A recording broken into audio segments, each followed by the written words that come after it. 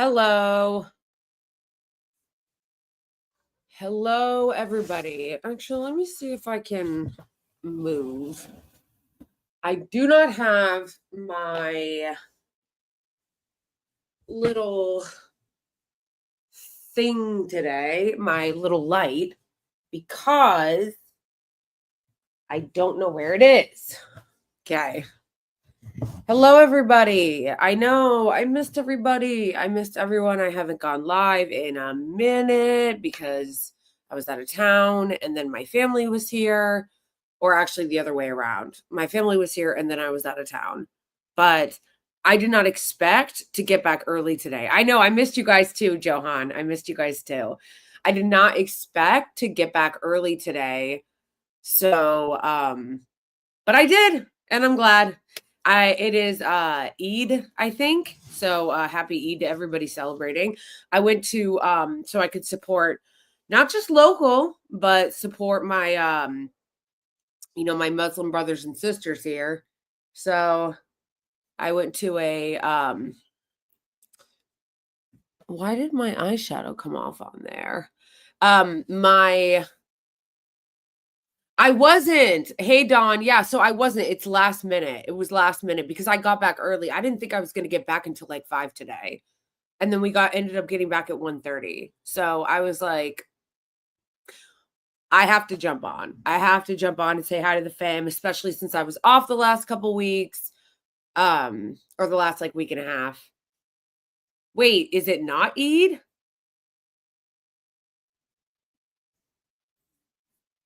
Guys, I gotta fix my eyeshadow here. Is it not Eid? Anyway, well, to celebrate Eid, or on behalf of those who celebrate, I went to a Yemeni coffee shop. It's called Awa House. Awa House? Anyway, this Yemeni coffee shop, it's very, very good. Hold on a sec.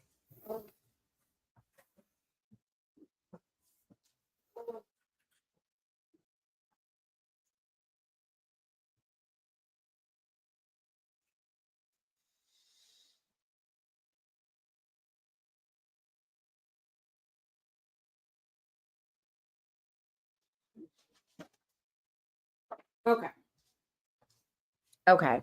Yeah, for some it's today, for some it's tomorrow. I'm seeing a lot of people say 30th or 31st. Whoa. What's that? How did this happen? What is that? That little like situation, that little thumbs up. Who did that? How'd that happen?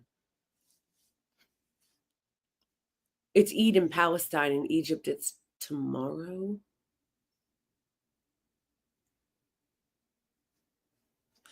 Anyway, so I went to this Yemeni coffee shop. I don't know if you guys have ever heard of it. It's called Awa House. It was delicious. It's delicious. I got the Yemeni latte. But I'm not gonna lie, I was shocked at how expensive it was. Like, not gonna lie. Like, I was surprised at the price. It's like shit. So that's where I could probably go all the time, but I wanted to go today since it is Eid, or it might be Eid, or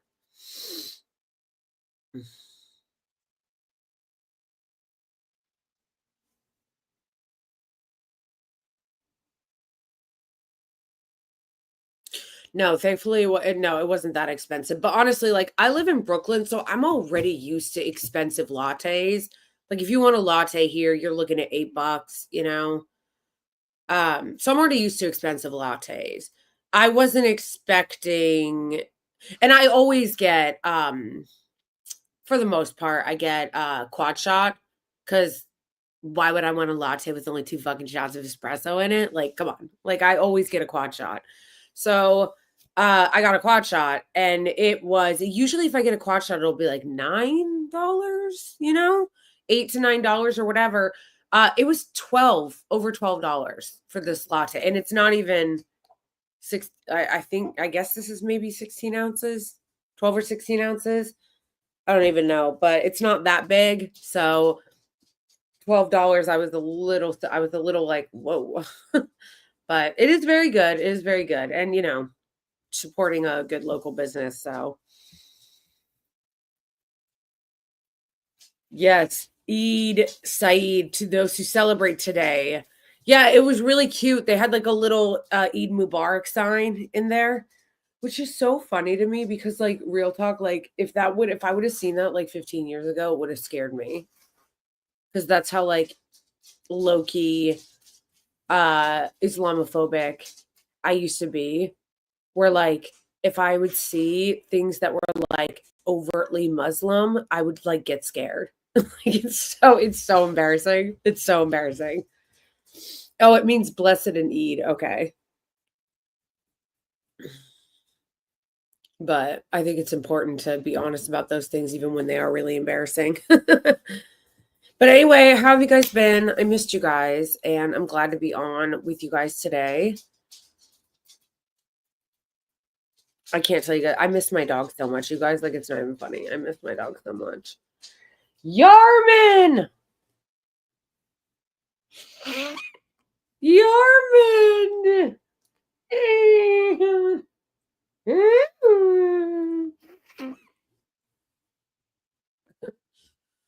I miss my boys. Yarman! My left eye looks swollen. I think it might be the lighting.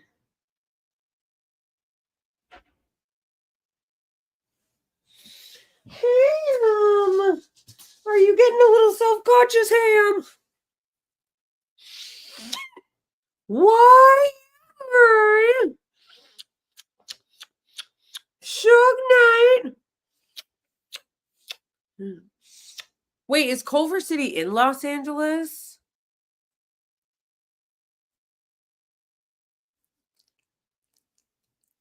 Oh my god.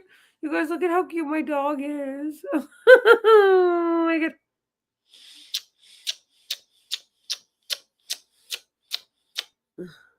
Ham.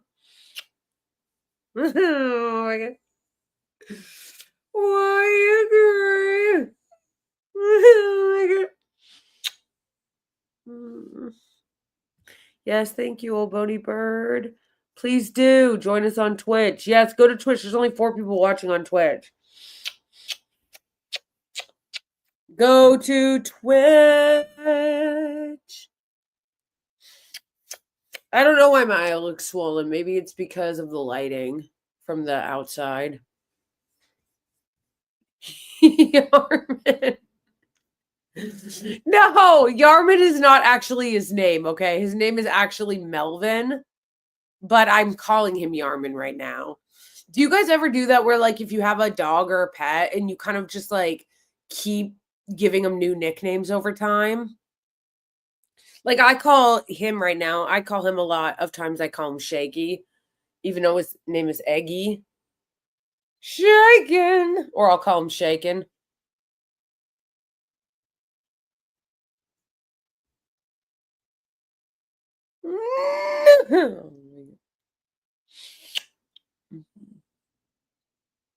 I saw the Francesca video. It was so forgettable and petty. What Francesca video? Her on the Vanguard or her by herself talking about it?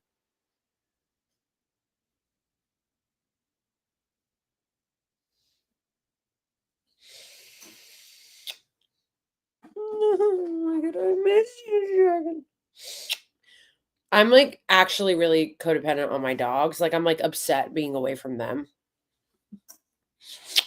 Hey. Hey, I'm Dragon. Nope. Nope.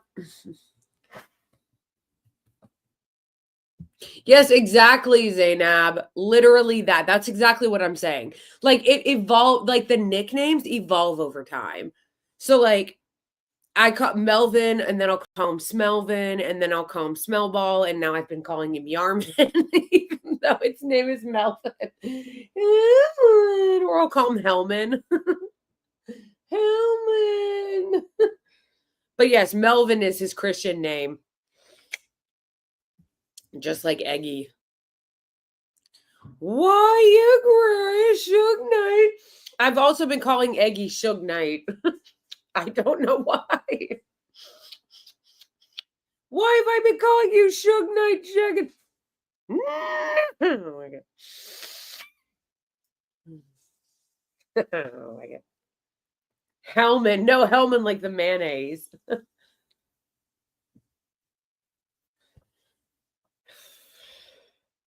You mean Francesca's video talking about how she was let go? Bro, this you, Mike, Kim, particular guy, I don't even know if that's really your name because you obviously have an AI avatar or who you are. But what's really weird is that you're always trolling my posts with like the most weird random shit. Like you're always trolling what you follow me, but you're always trolling my posts with random shit that doesn't have anything to do with what I'm talking about. I'll be posting about Palestine and you'll start talking about trans people. It's like, what's your deal? You're talking about Francesca like being fired and getting mad at her for talking about getting let go. It's just odd. It's very strange.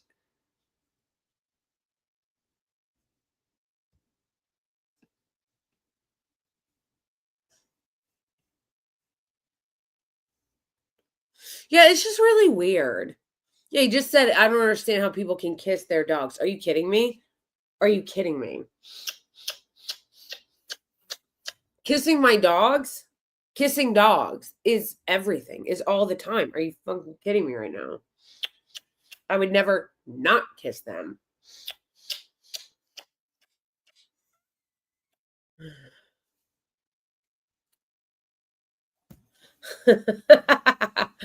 Oh man, seriously, the people I make so mad on Twitter, it's kind of amazing. Which one's Yarman? Oh, the one I've been calling Yarman. So Yarman is Melvin, and he is. Hold on, let me see if I can move my camera. He's right there. Do you see him? Yarman. Yarman.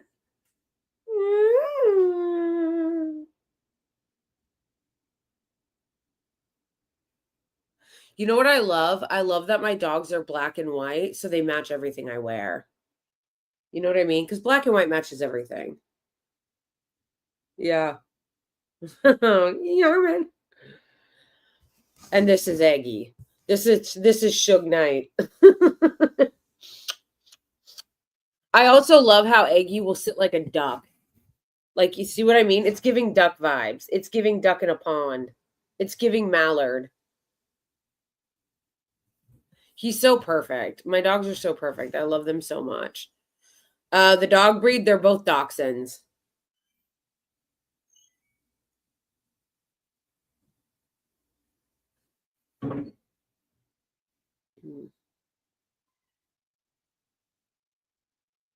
Yes, my dogs are my family. I'm not beating the allegations of the white person who's obsessed with dogs.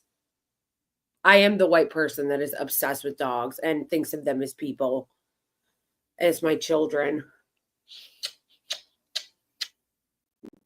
Hamshake. Oh my god.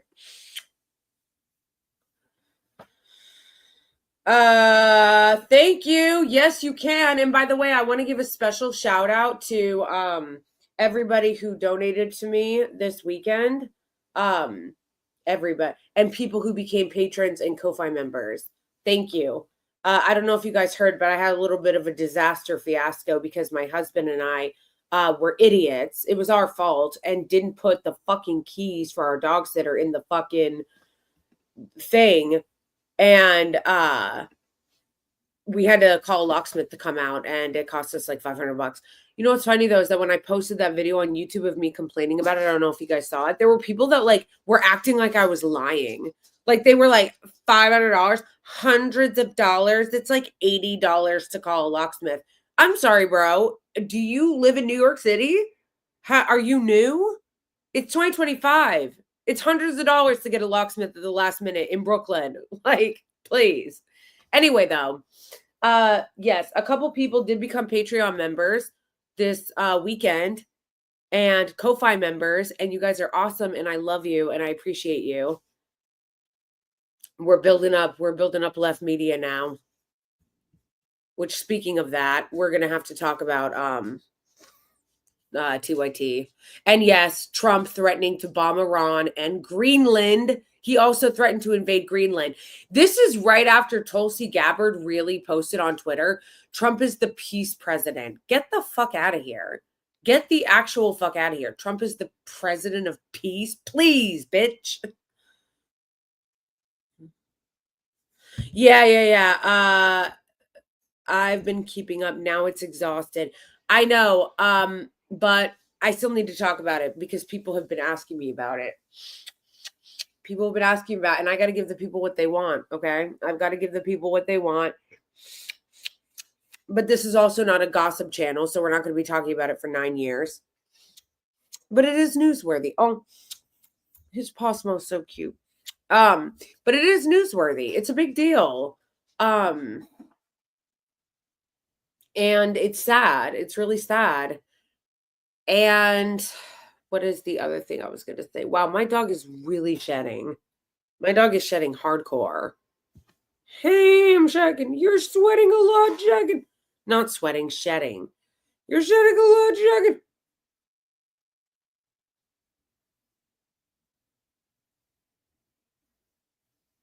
Yes, they do. They do smell cute. Oh no, where'd it go? With a dog and the dog's barking.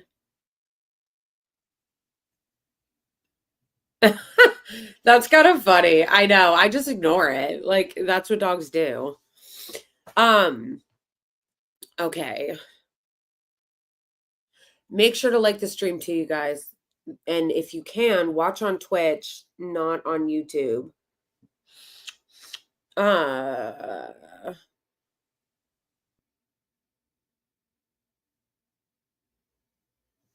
Yeah, and I really don't like that. Some people definitely are using it for drama, and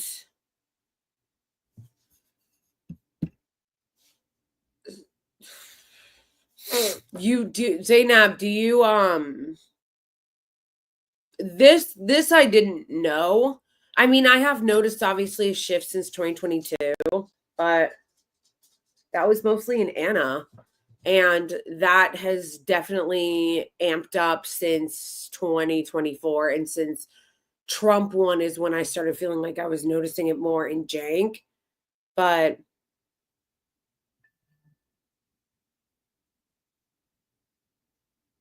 I think that it's hard because I'm definitely not celebrating it.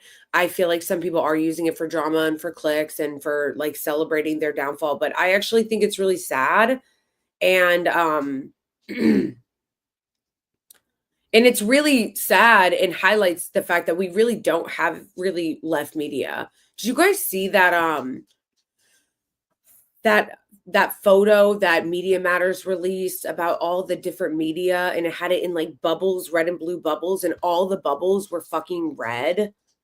Like, and it was showing how right-wing media absolutely dominates the online space. It dominates like TikTok, it dominates YouTube, it dominates not TikTok.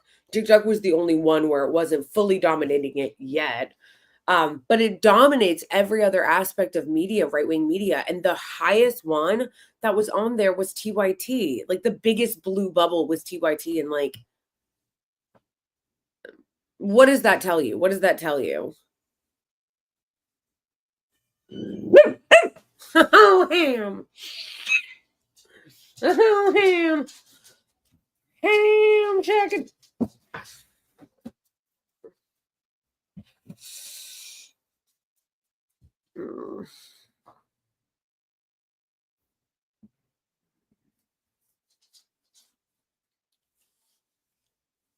I haven't seen them since 2019. I only know as the founder of Justice Dems, seen behind the scenes.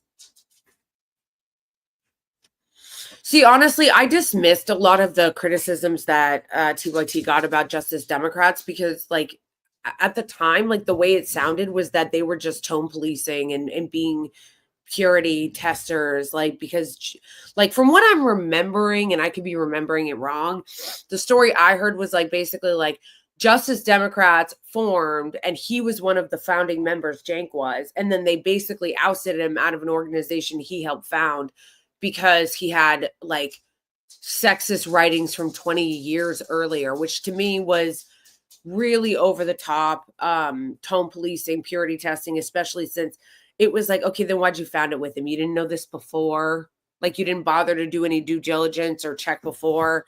To me, it was like a very annoying aspect of like the cancel culture that definitely did exist. That was a little bit running amok on the left. Like I know people like to pretend that that's not a thing. Like people like to pretend like or act like, no, like cancel culture isn't real. It didn't exist. It wasn't happening.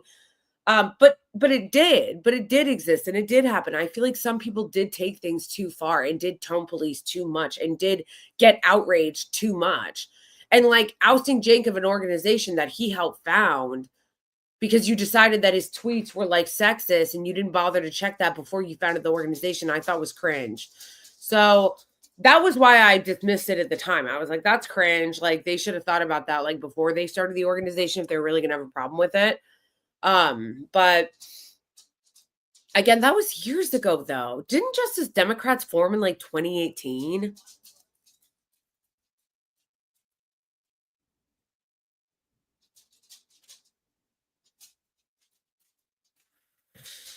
Yeah, so I didn't know that you helped found the organization. I don't know how comfortable you would be, but I've been telling my chat for 2 months now that I wanted to start having guests on.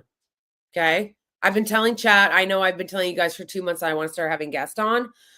It would be great. It would be great, Zainab, if you wanted to come on to talk about it more, or not. If you're not comfortable, that's fine too. But I'd be curious to hear more about it because I'm curious as to what happened to all that. Yeah, and like it's just such a bummer, but I'm not celebrating it. I'm not happy about it. I feel like it's really sad. And but yeah, I guess I wasn't behind the scenes in the way that you guys were, so I don't know like what the behind the scenes situation was. I just like from an outsider's perspective, that's how I looked at it at the time. And then recently, I didn't really notice a huge shift in Jank until after the election because it seems so drastic. It was like he went from being this like firebrand like on the left to all of a sudden firebrand against the left and like being besties with Charlie Kirk and hanging with Rudy Giuliani. And I'm like, I'm not that he was hanging out with him like outside of like the RNC, but like at the RNC, they did like a fucking patty cakes interview with him. And I was like, um,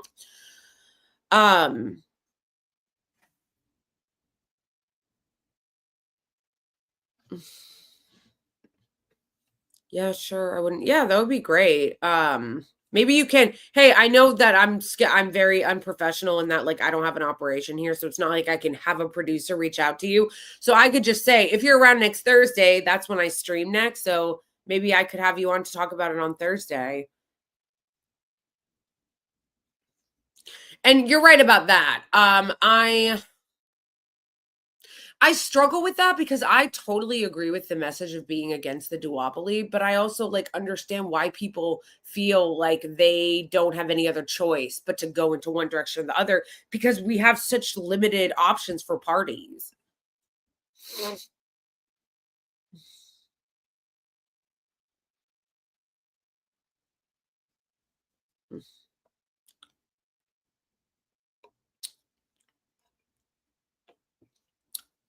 Yeah, that would be great. Zainab, I think I follow you already on Twitter, so I might be able to reach out to you that way. I think I do.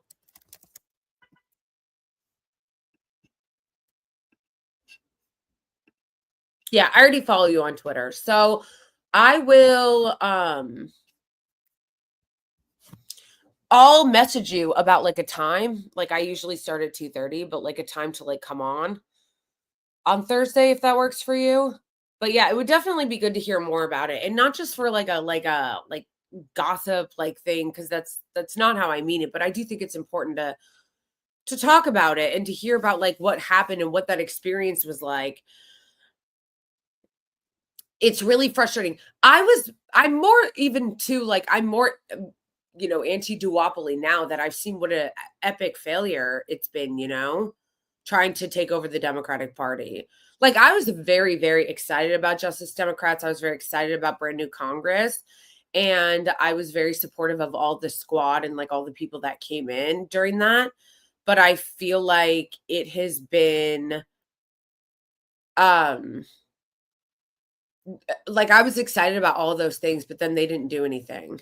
Like they didn't do anything. So I felt like, yeah, exactly.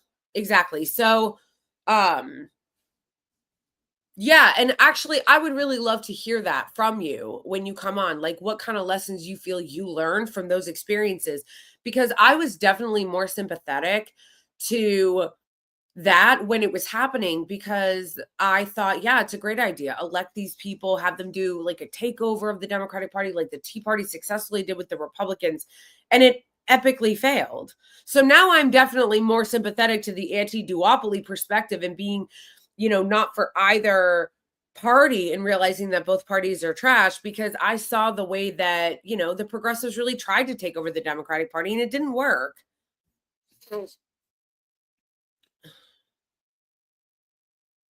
It's hard not to be discouraged by that.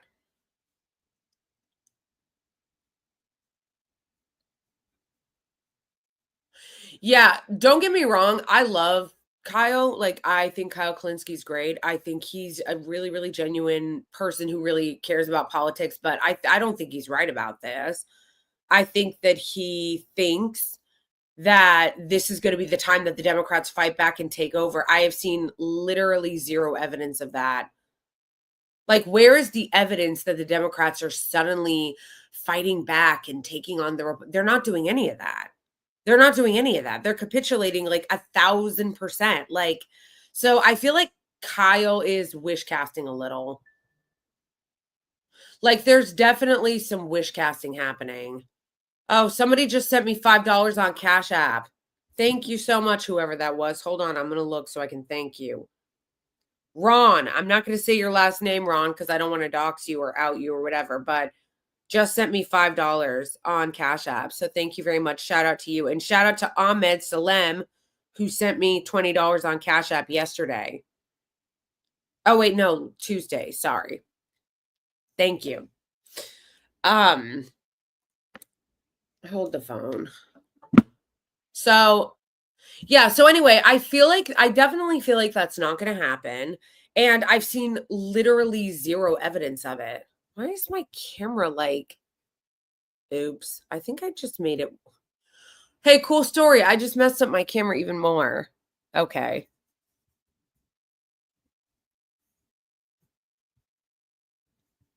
Awesome. Awesome. I'm using my webcam. Lol. Hold on. Hold on.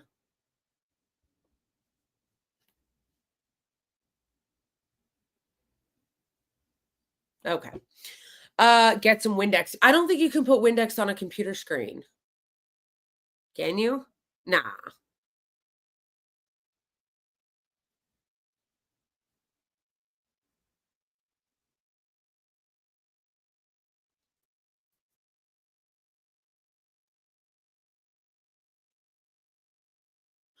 I don't know if I agree with this. I guess I would have to hear her comments in context because I'm not sure what she meant by that or when she said it or if she said it in exactly that way. But I tend not to think that of Kyle because Kyle is not connected to the party in any serious way.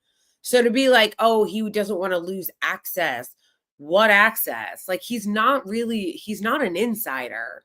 You don't see him like going to DNC events and getting interviews with whoever he wants and going to, like I see like TikTok influencers going to insider DC events and shit.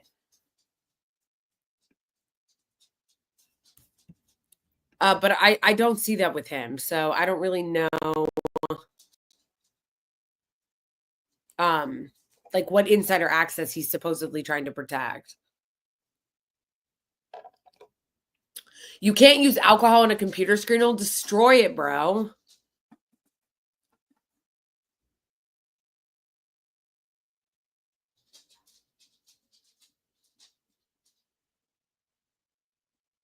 Yeah, it's blurry. I don't know why.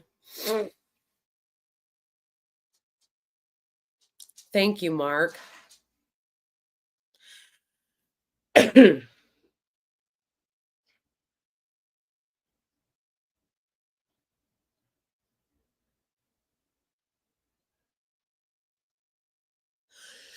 Yeah, not only that, but yeah, Kyle was the one who basically ended his relationship with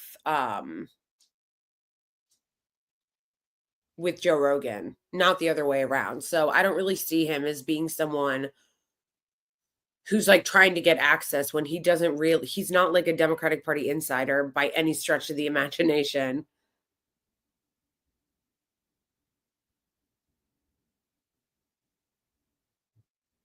Yeah, if anything, I tend to think this too.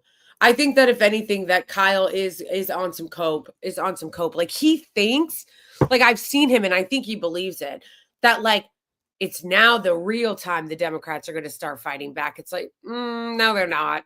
Again, like I've seen literally zero evidence of that.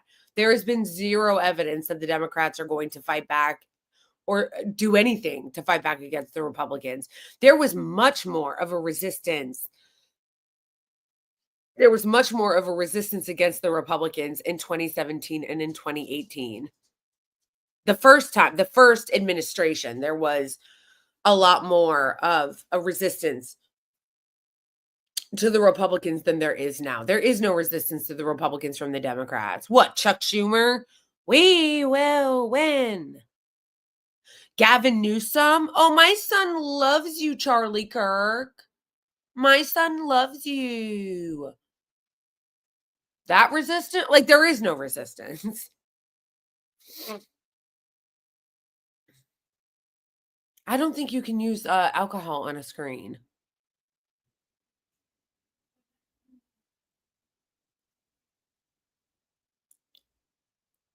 Yeah, no, they did. Although, to be fair, I always thought that was cringe as fuck. I always thought that was so fucking cringe.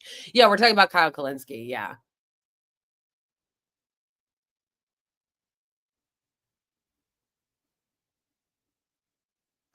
Yeah, like, I just think that he's wrong. I think that he thinks that there's going to be some kind of actual like resistance that comes from this, and there's not. What did Hakeem Jeffries do after the election? He went to Silicon Valley to mend fences with donors. What I mean, honestly, like, what have Bernie and AOC done? Because that's what if I were like steel manning Kyle's argument, and I'm just assuming this is even what he said. I don't know if this is even what he said, but like based on what I've heard him say, if I'm steel manning it, he thinks that like the AOC and Bernie people in the party are going to be ascendant now and they're going to take on the oligarchs. And it's like, first of all, you're not taking on the oligarchs if your party is still primarily funded by them and primarily an oligarch party too. And you guys are the only ones that are talking about it. Like, that's not a thing. If 99% of the Democratic Party is still oligarch funded, still in the pocket of billionaires and corporate donors, and you've got 3 or 4 Democratic lawmakers that aren't, who is this tour for? Who is this anti-oligarch tour for then? Not only that, but you guys, they don't call out their own colleagues. So they, I'm sorry, but like they don't have credibility on it. Because it's like, oh, we're gonna do an anti-oligarch tour and we're gonna call out the oligarchs and blah blah blah blah blah. But like your own party takes it. Your own party does this, and you don't call your own party out for it. So that's not a thing.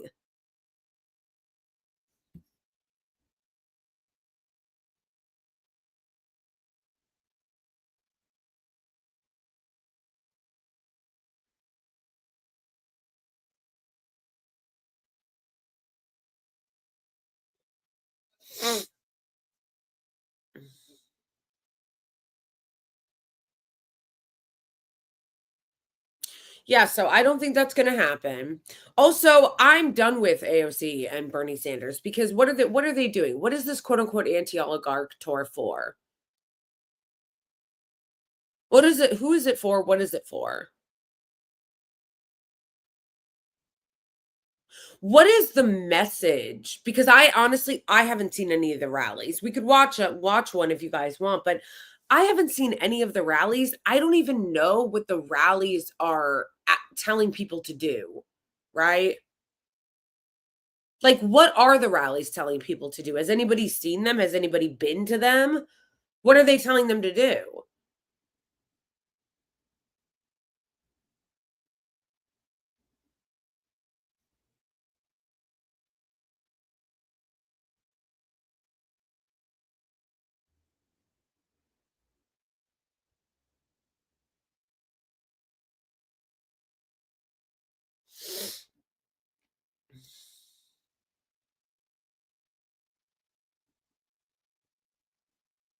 I need more from Justice Democrats and Bernie. Yeah, Donald, I know I definitely know what you're saying. I'm not going out of my way to be like one of those people. I'm not doing either. I'm not going to cheerlead the Democratic Party. Obviously, it's what we're talking about. But I'm also not going to be one of those people that makes their whole personality hating the Democrats. Like that's also really fucking cringe and annoying. The people that it's basically like their whole thing is just Democrats bad and they never have anything to say about the Republicans.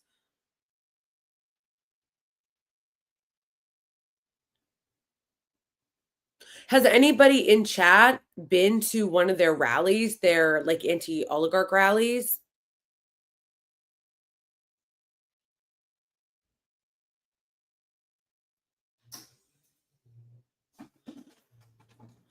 According to Jeremy Slevin, one of the advisors, all have been in or near GOP held swing districts. We're following up with specific actions to pressure their members to vote no on Medicaid cuts or billionaire tax breaks. Okay. Well, that's not a bad goal to have, to like try to pressure them to vote against cutting, taxes for billionaires or um taxes for billionaires or Medicaid.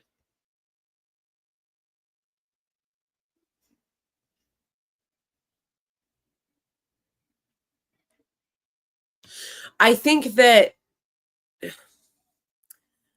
the thing is that like I'm just not I haven't watched any of the rallies and I probably will at some point, but I'm just not inspired at all by this latest round of like Bernie AOC tour because for two reasons. One, because a lot of it is just to get people's energy to go back into the failures of the Democratic Party.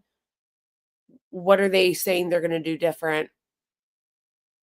What are the Democrats saying that they're going to do differently? They're not going to do anything differently. They're not even promising to do anything differently. So, what is the point of this tour when you're not going to do anything differently than what you've always done? What is the message overall? Like, not just in these swing districts, but the message from Bernie and AOC in general. What is the message? Vote for Democrats? Why? Why? Because we're against oligarchs? Well, tell your party that. We're against tax cuts for billionaires and cutting Medicaid and deregulation. Why don't you tell your party that? Why don't you tell your party to fight back? So I feel like a lot of this energy is just to like funnel people back into the Democratic Party with not even a promise of change. You guys see what I'm saying? Like, I feel like it's not even like they're trying to funnel the people back into the Democratic Party, and there's a promise of like major reform and cleaning house. You know what I mean? Like, I feel like that would even be different if like they were trying to funnel people back into the Democratic Party, but there was like a serious we're going after every single establishment Democrat. We're going after every single corporate Democrat. We're getting rid of every single one of them. And we're going to attack them. We're going to attack them on TV. We're going to attack them in our interviews. We're going to attack them on Twitter. There's none of that. It's let's funnel people back into the Democratic Party and let's do so without even a promise of change. What's changing? What Why are you telling people to go vote for the Democratic Party again? Why are you telling people to organize and run in Democratic primaries? Why? For what? Why?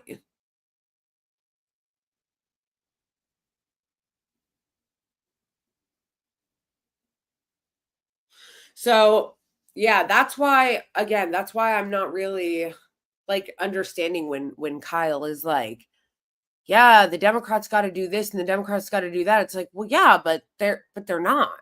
And they're not going to. We've seen this movie before. They're not even like pretending they're going to do anything different. Like they're literally not even pretending they're going to do anything different. So I don't even know why Kyle is hopeful in them. I don't know why Kyle is putting hope in them when like they're not even claiming they're going to do anything different.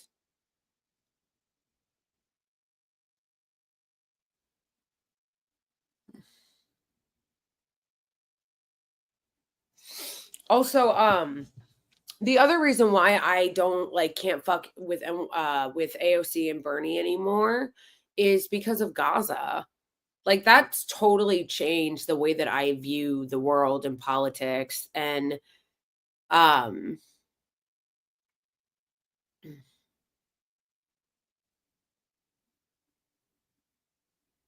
wait, what?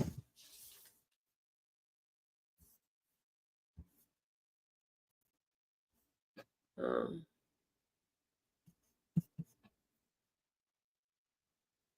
I agree that I think that Kyle is a hopeless optimist. I don't think that he is doing this in bad faith at all. Oh yeah, exactly. Exactly. I forgot about that. That was really embarrassing. That was really embarrassing. He literally got up and started to walk out when they asked him about primarying Schumer. So that's a perfect I'm glad you brought that up, Brandon, because that's a perfect example of what I'm talking about. You want to rally people around the same old, basically. You couldn't even answer the question of whether or not you thought AOC should primary Chuck Schumer, but you want us to come to your rallies and believe you that things are going to be different. You want us to come to your rallies and believe you that there's going to be some change and that we should fight for change and that we should take on the oligarchy and take on the ruling class and take on the plutocrats. But you can't even agree that Chuck Schumer needs to go.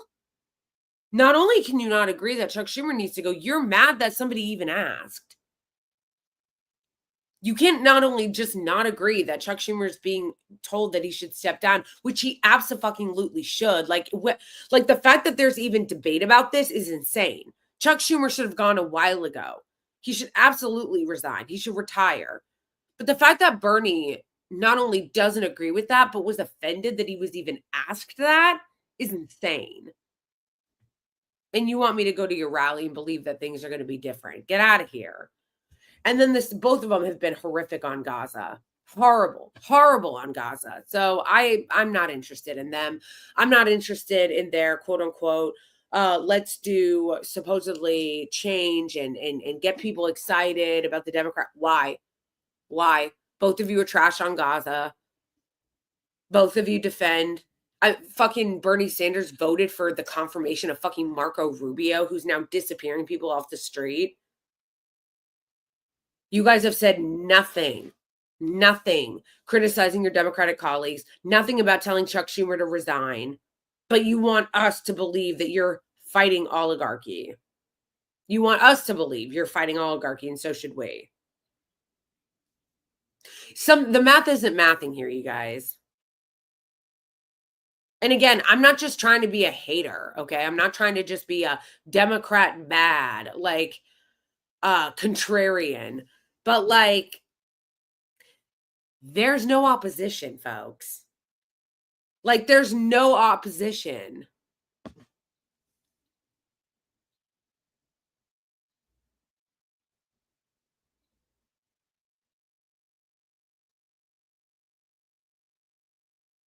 Yeah.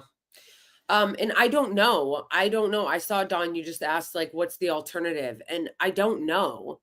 I don't know. I wish that we had another party. I wish somebody would start another party. I think that we do need more parties in this country. I don't know, maybe people running as independents. I just know that more cowbell is not the answer. There's just the whole thing is just more cowbell. No, Green Party, I think the Green Party is fucking useless. Unless the Green Party had a serious fucking overhaul, like a serious fucking overhaul and makeover, I think that they're useless and I think that their branding sucks. Nobody wants to join the Green Party. Nobody's interested in joining the Green Party.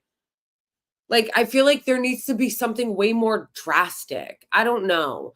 I don't know the answer. I'm not pretending like I know the answer. I just know that more cowbell, more of the same shit with the same people is also not the answer.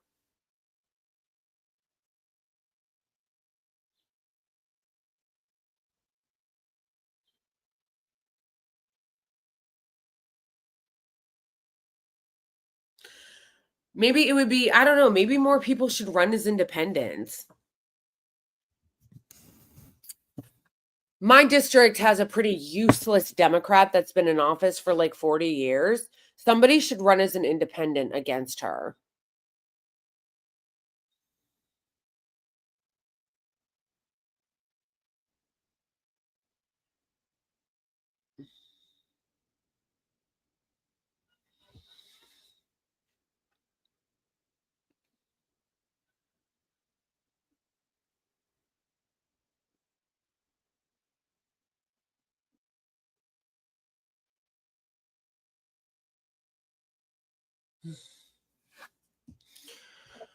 Yeah, I like Zoran. I like him. I'm talking when I'm criticizing the Democratic Party, I'm talking about the national federal Democrats. I'm still voting for Democrats at the local level, and Zoran is like a million times better than Andrew Cuomo or any of the other clowns running, but especially Andrew Cuomo. So yes, if you live in New York City, Zoran should be the first person, but Cuomo shouldn't be in your top four. Like Cuomo shouldn't be on the list at all, because we have ranked choice voting now in New York. He shouldn't be on the list at all.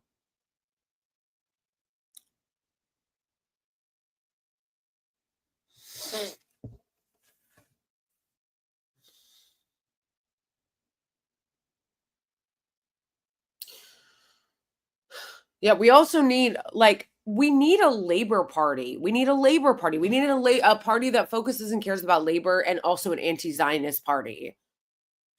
I will not vote for someone again who's going to be down in cheerleading genocide. Like I'm just not.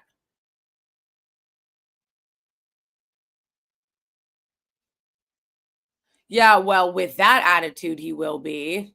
With that attitude he will be. No, no, no. We have ranked choice voting in New York. So you and everybody else should be encouraging people to not even put Andrew Cuomo on the ballot. He shouldn't even be on there. He's the worst. And because if you don't put him on there, then he can't win by default, because that's how Eric Adams won. He wasn't everybody's first choice, but because of the ranked choice voting, which I think is great. Ranked choice voting is awesome. I'm glad we have it. But because of that clown won. But that, in my view, was also the progressives' fault because they didn't coalesce behind one candidate. All of them in their fucking egos, there was like 4 of them running. So they didn't coalesce behind one person.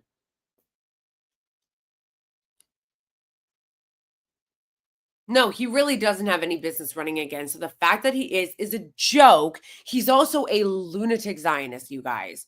Like he's like an extreme Zionist. He's a sex pest. He's corrupt as fuck. He's so corrupt. He was the one who helped create the IDC. Like there were it doesn't matter what your main issue is. Cuomo is bad on it.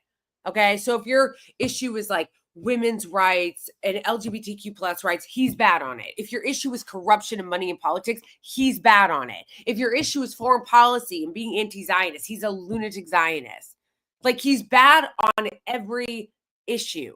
Okay. So Nobody should be putting Cuomo on their ballot, is what I'm saying, because the progressives fucked up in the election with Eric Adams because they put Eric Adams. I mean, because a bunch of progressives ran when it should have been one they should have all gotten behind. But again, egos running amok.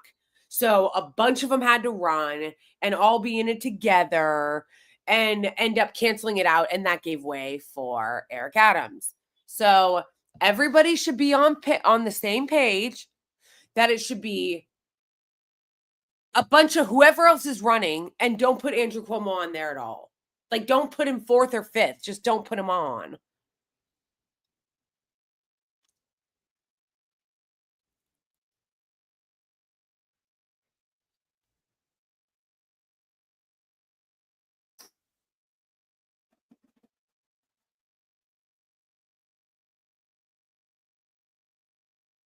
Yes, because New York does breed horrible politicians. And the reason for that is because there's a lot of entrenched power in New York.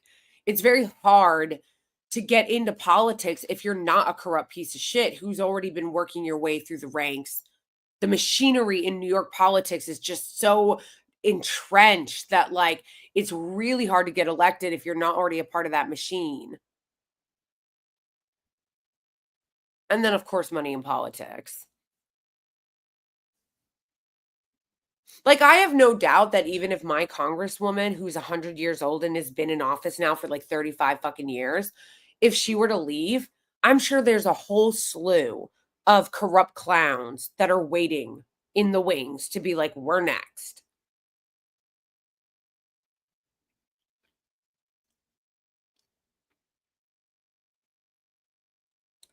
Wait, please tell me that that's not true. Because I'm going to lose it if they're pushing him. Are you fucking, like, I hope that you're wrong about this. Because no. Because no. My congresswoman is Nydia Velasquez. She's like 100. She's been in office forever. And when she does finally leave, it's probably going to be, like I said, some insanely other also machine corrupt politician who's waiting in the wings to take her place. And that's even if she resigns first, because, you know, Congress people love to die in office because they won't leave. They literally won't leave until they're dead.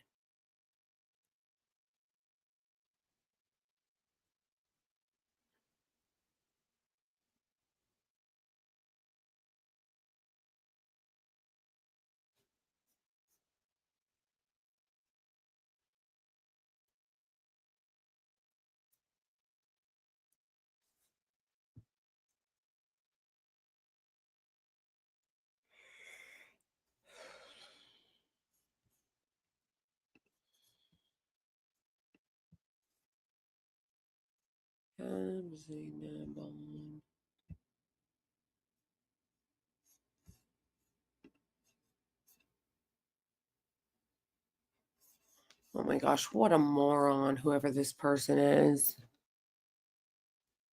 Turner. Wait.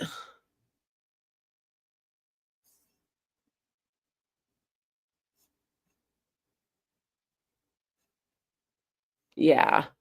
Oh my gosh, look at this moron, you guys, who wrote this on my Twitter.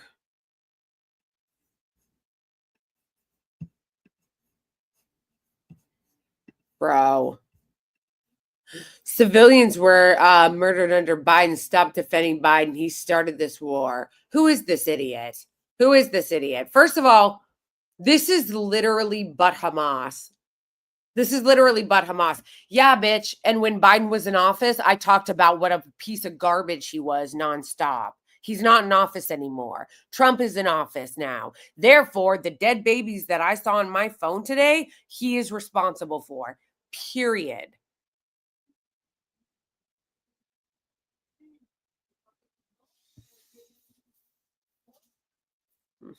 Seriously, it's so pathetic when people do the whataboutism. What about Trump? I mean, Biden. Yeah, when Biden was in office, that's who I was talking about. But these people are so brain fried in their tribalism that they can't understand that not all of us are like that. Not all of us are like that, but these people again are always just like they're brain fried in their tribalism. So it's like, but Biden, but Trump, like, uh,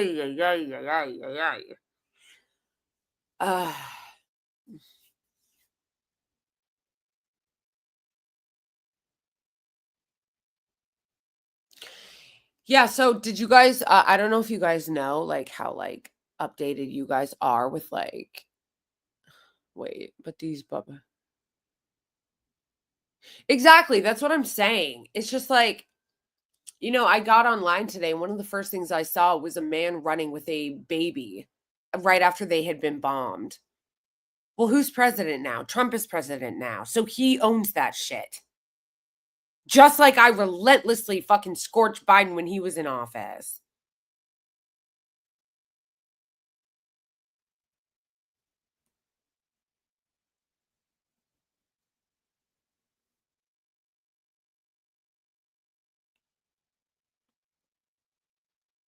Oh, sorry guys, my jaw hurts. Did I tell you guys that I lost my crown? Ugh, I'm so pissed. Bro, I'm so pissed. Not to get off subject, but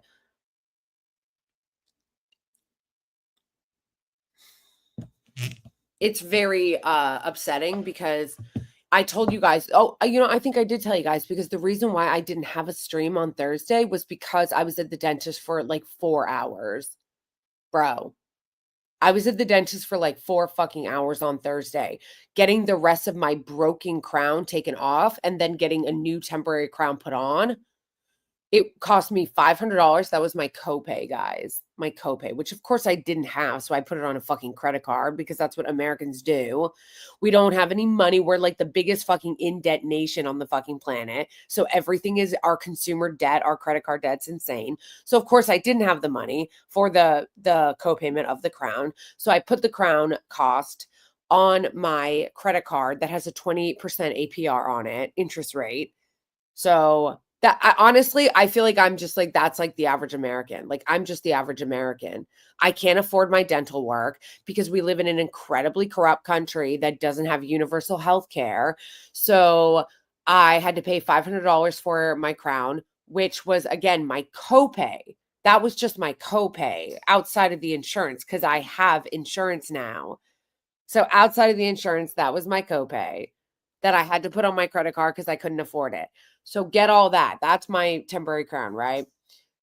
My temporary crown broke within 48 hours after I was there for like 4 hours getting it done and a lot of pain because I'm sure as any of you know who's ever been to the dentist, they have to put the numbing stuff into your mouth. So they use a needle that's like this long. Like they use a pretty long needle to put that Novocaine in your mouth to get it done. So after 4 hours having all the Novocaine and shit put in my mouth and those needles, it fell out within 48 hours. So now it's gone and my tooth is exposed and it hurts. That is a joke. That is a joke. The whole thing is a fucking scam.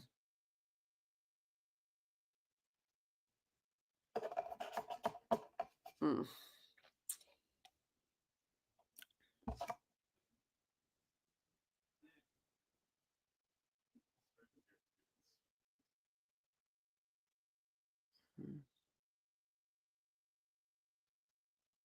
Wait, what are you guys talking about?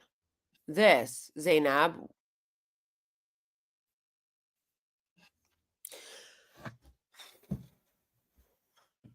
What are you guys talking about?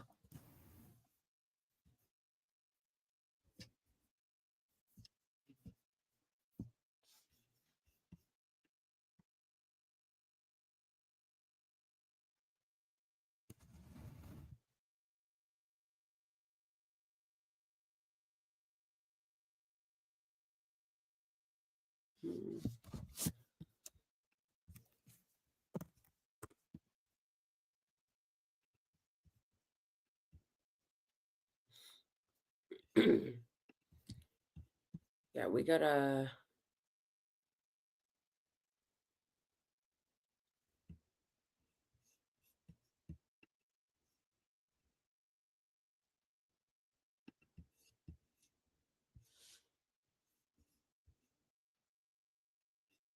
No, I'm not gonna get a refund. What's gonna happen is I'm gonna have to go there and tell them that they fucking fucked it up and just ask them to re-put it back on as I'm in pain right now.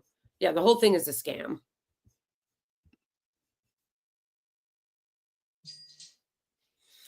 I may have, hey, somebody just sent me a Venmo. Thank you, Albert. That's very sweet. Thank you, Albert. Shout out to you, Albert, for sending me that. Thank you so much.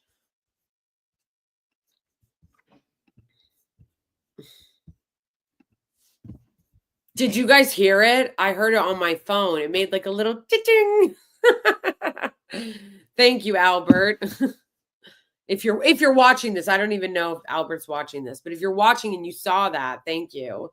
Oh, you are. Okay, I was like, that would be really weird if you just knew. If you just knew. Thank you so much. I appreciate you, Albert. Shout out to you. Oh, I was just responding to why are you surprised AOC endorsed Newsom? Oh yeah. Yeah.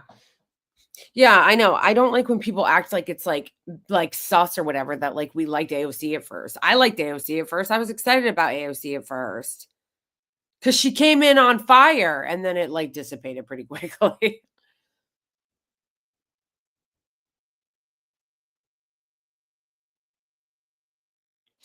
Yeah, I tend to agree with this too. I think that the majority report, got criticism for criticizing the Green Party and how like and I agreed with them. I don't think that the Green Party is really like doing anything. They're not winning anything. We're not winning with the Green Party. At the same time, they are definitely too admiring of AOC and Bernie. Like I thought their interview with AOC was bullshit. Like it was just like patty cakes. They didn't ask her any tough questions, probably because they knew that if they did, that she wouldn't go back on. And they really do kind of act like that they're going to do something. Like they seem to think that like Bernie and AOC are actually going to do something. They're not going to do anything.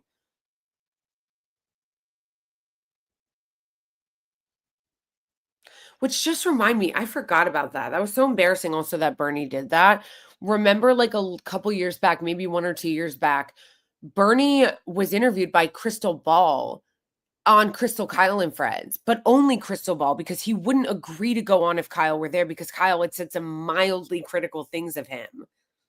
Like, that's embarrassing.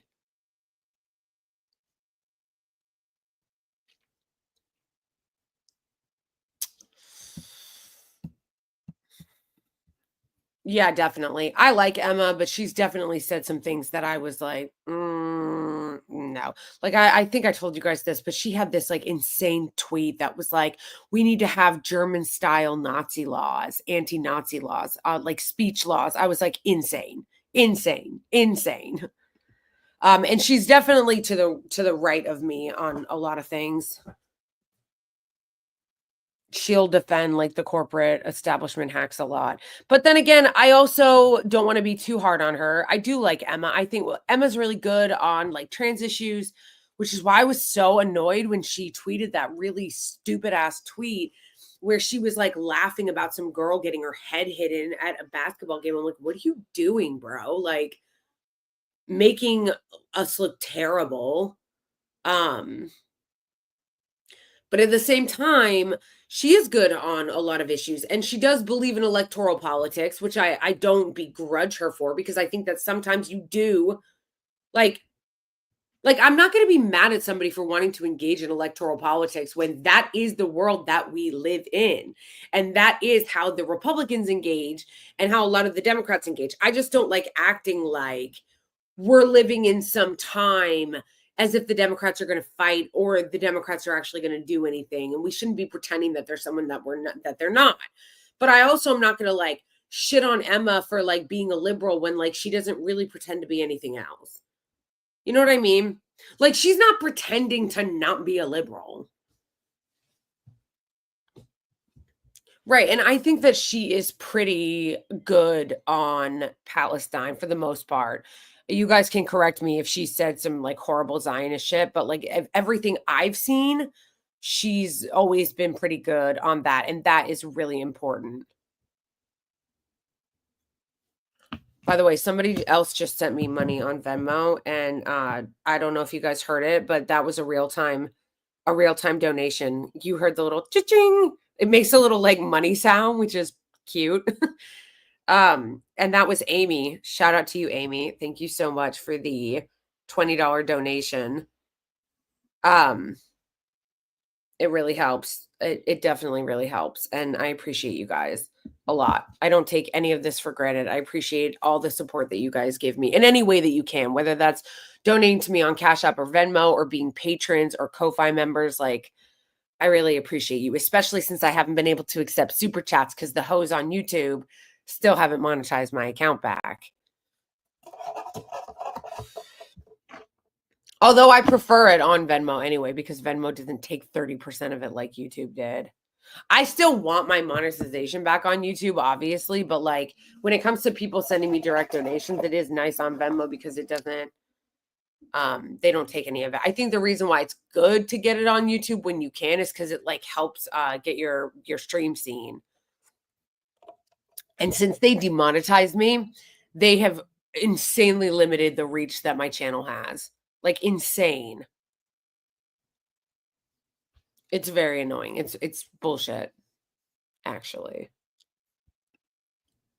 They would never let me, AC. They would never let me. Are you kidding me? Me trying to run locally. First of all, I live in Williamsburg, like kind of like kind of like and I live like in a very like lib, I guess, area. I don't know. It's hard to explain. It's like Williamsburg, Bushwick, kind of Long Island City area. That's very like lib coded. A lot of APAC money here. So I highly and the Democrat. Are you kidding me? Even if I tried to run as an independent, can you imagine the Democratic response to me? They get mad that I cuss, let alone how I talk about the Israeli regime. Also, shout out to Alcides for the $10. Hook me up with Francesca Albanese. How? I don't have a connection. But shout out to you. Thank you for the $10.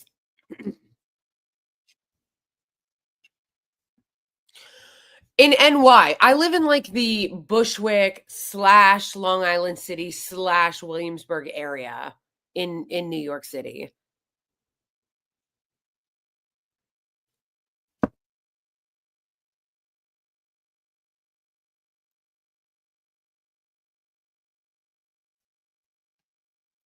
I can't. The Democratic Party would be so horrified if oh, was that you, AC, that sent me the Venmo? Thank you. Thank you. Shout out to you. Because you guys all have different names depending on what platform you're on. So sometimes I'll realize that like one of you guys on like Twitter is like the same person as in the YouTube chat, but you have like different screen names.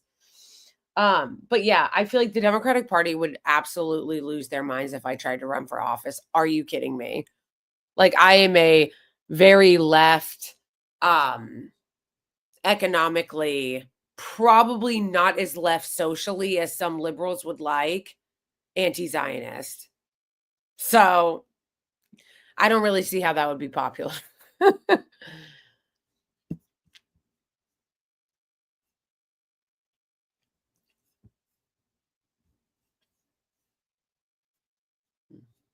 Hold on. I need to grab my water. Oh, we need to watch Francesca's thing.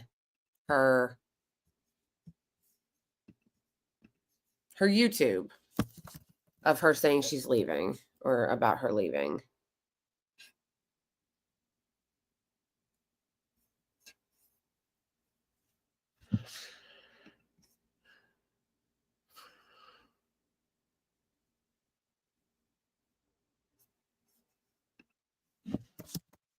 Francesca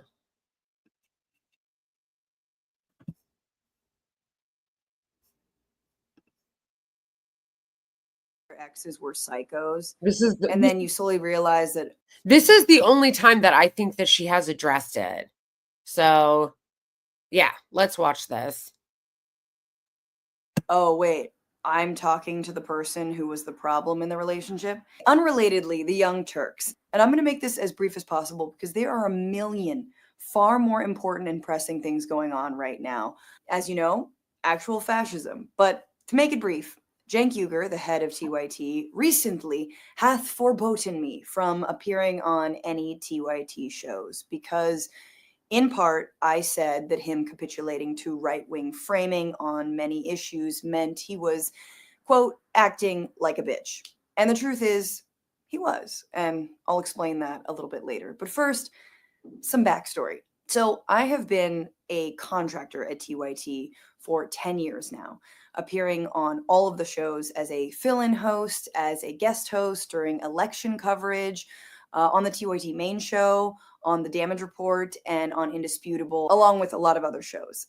I have always hopped on at the last minute, always helped out in a pinch. I guest host last minute, and yes, I was paid. And if you're watching this and you are a TYT contributor and you are not getting paid, stop going on TYT until you do. I've never been a full-time employee, never got healthcare, never got maternity leave when I had my child. But back in 2018, I was hired for a 6-month contract to pilot a show for $3,000 a month. Then, however, their funding bottomed out and I was let go.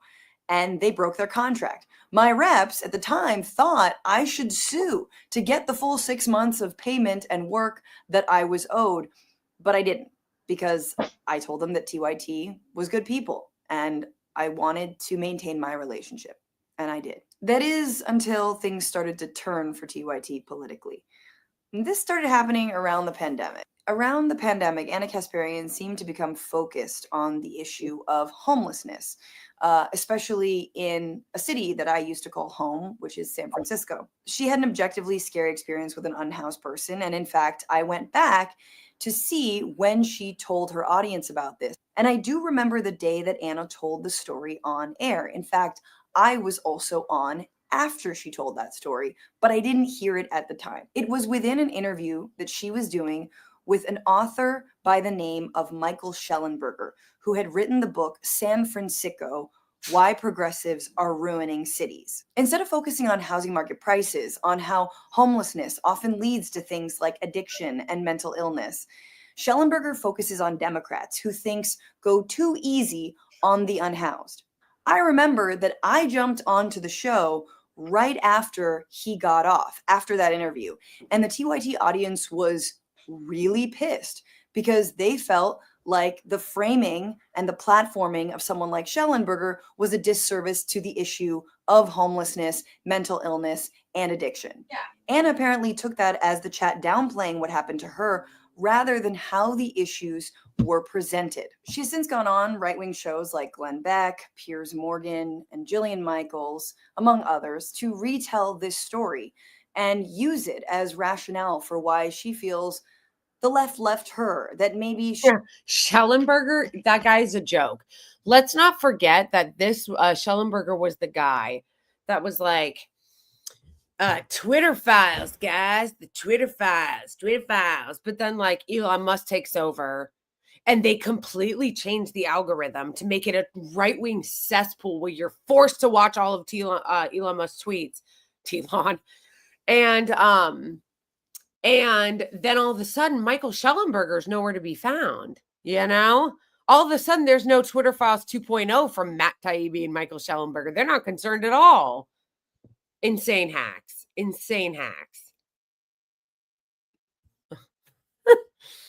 She's never been left. Why she's politically homeless, or, politically unhoused. Since then, she's gone on to cover critical stories from a right-wing framing, like the alleged takeovers of buildings by Venezuelan gangs in Aurora, Colorado, like the mentally ill, undocumented man in Los Angeles, who was found lighting fires, but who was not responsible for the wildfires themselves in January. throwing progressive mayors like Brandon Johnson of Chicago under the bus because he listens to teachers too much. Anna's actually really skilled at what she does, so the laziness with which she treats these stories really just stands out all the more. Let me give you some backstory, though, of Anna and my friendship. We've never been close, despite a hike, a dinner, and the time that she generously gave me a gift for my new baby, and then explained to me that she was going to debate Ben Shapiro because, in her words, she, quote, felt she could win over his audience. Two moments with Anna stand out for me in terms of how I've always treated her. In 2016, I was working with AJ Plus, and we were at the RNC. I had just started going on TYT a little bit and meeting everyone. And TYT was there, and Anna was there, and she was frustrated because she hadn't been booked on many appearances on camera, and instead, a panel of men mostly clogged up the day. I stood next to her and told her how annoying that was, and just tried to build her up in solidarity. Then in 2019, we went out to lunch in Los Angeles at an awesome spot that she knew of. And Anna confided to me that she was frustrated about leadership at TYT, how she wasn't involved in day-to-day decision-making, and how Cenk viewed her more as a kid sister rather than a co-equal partner. And at the time, Yeah, I think too that you can not be like a fan of the Democratic Party or where they're going or where they're headed, what they've been doing, and still appreciate the commentary even from people who are liberals. So I think that, you know, I don't have to agree with everything that Kyle Kalinske says or his, I think, copium on and hopium about the Democratic Party to still like his commentary and think that he's a genuine person, which I do. And same with the Majority Report. I don't agree with everything the Majority Report says. I don't agree with some of their like overly like kind of lib takes, but I think that they're genuine and I do like them. I like listening to them. I listen to the Majority Report. I do like Sam and Emma and Matt. I think that, you know, they're good and you don't have to agree with everything that somebody's saying to still appreciate the work that they're doing. Or yeah, or knowing even that, you know, that they're being genuine in what they're saying. I think that I felt that way about TYT for a very, very long time. I think that I have felt that way about TYT for a very long time, and it's very disappointing to me to see the route that TYT has gone down, and then to see them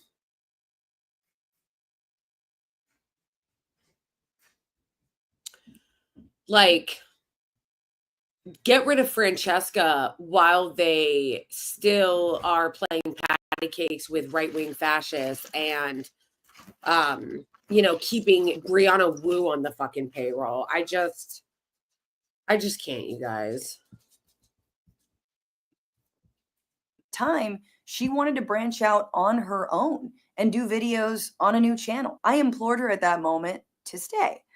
I said that it's always women that tend to walk away from organizations, even when they've helped build them up to the point that they're at. I told her to fight for more of a decision-making role and to not walk away. And she did. And it looks like the editorial decisions that we see being made at TYT are in part because she now has the reins. In a way, I'm proud of her, even if I don't like the coverage. In November of last year, in an effort to understand where Anna was coming from and why she was doing what she was doing, I invited her to come on my show, The Bituation Room. She agreed, but also told me that she had a family emergency. I think that that is what is getting me to so much about this is that they're not even willing to talk to people on the left, on the max left. Like they're not even talking.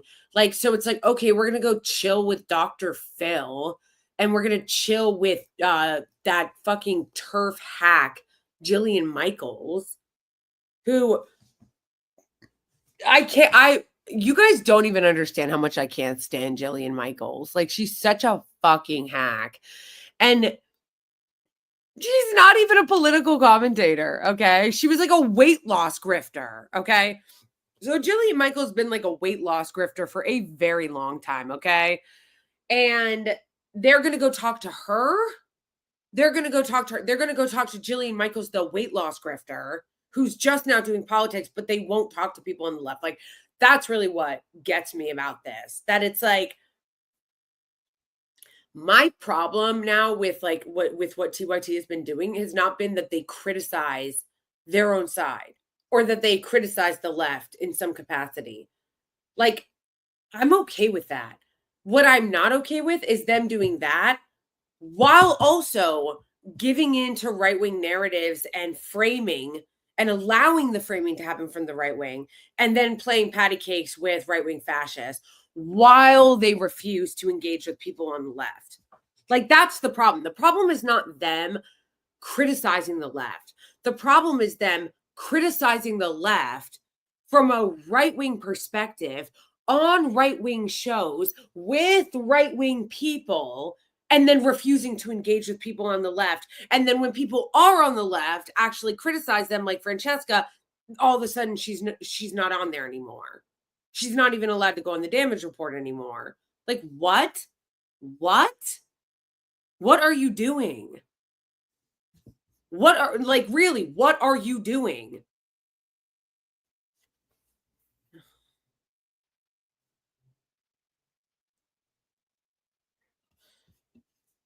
I kind of don't even like, I don't even like when people say this. Like, not that I'm trying to like throw shade at you, Rotten, but like the point, like when people are like, well, I stopped watching TYT 10 years ago. It's like, okay, well, then what are you watching? If you're on the left, what are you watching? Because you look at that little bubble on fucking Media Matters, and they're one of the only left shows that are actually like have subs.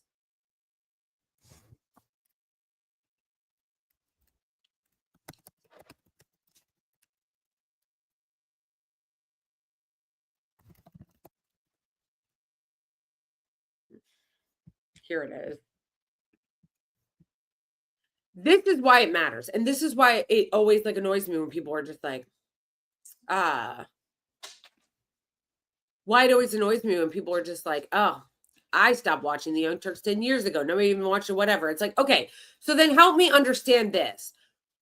The Young Turks are one of the only bubbles on here that's actually blue.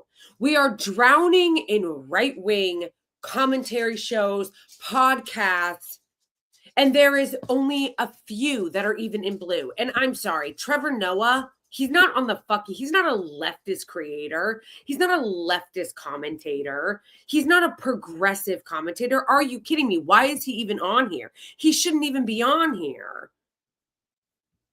He doesn't even really do political commentary. So that's number one. Number two, there are so little people on there. I don't even think they added Kyle Kalensky, honestly. Like, I'm like, where is Kyle Kalensky? Like, he's not even on here. Midas Touch, which is like lib, you know, which whatever. And then you have the Breakfast Club, Brian Tyler Cohen, and Hassan. And then they have a few that they don't even have the names of, like 1.1 million. Who is that? 1.4 million, 1.1 million, all these like little tiny blue bubbles, but like, who even are those people? The point is, the right wingers, obviously, as you can see from this chart, fucking dominate the ecosystem when it comes to podcasts. So yes, when I get upset that there are no people on the left, because Brian Tyler Cohen, he's like resistance lib.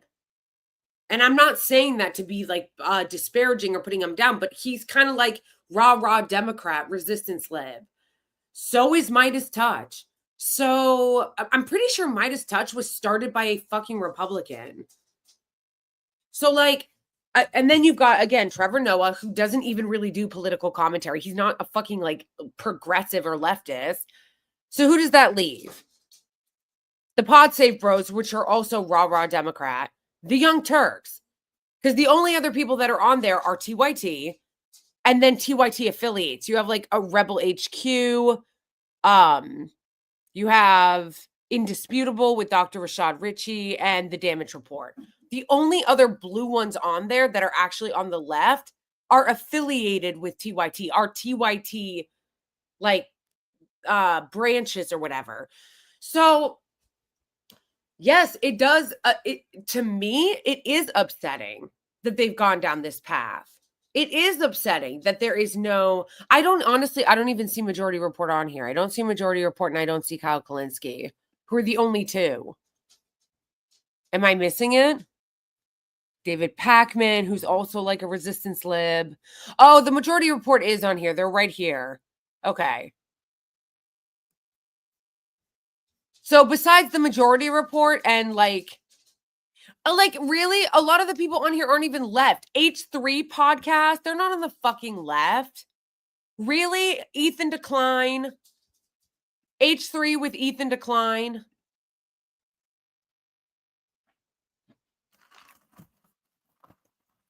No, and Breaking Points is not considered a liberal podcast because they have their binary like panels. Like they've got, and I love Breaking Points. Don't get me wrong. I'm a founding subscriber of Breaking Points.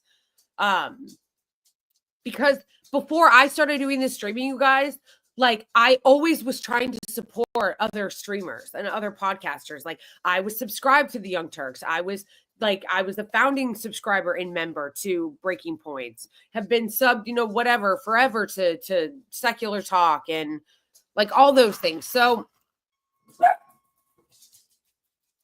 who is at our apartment, brah? So any hoodle. I was always trying to support people who were on the left, right?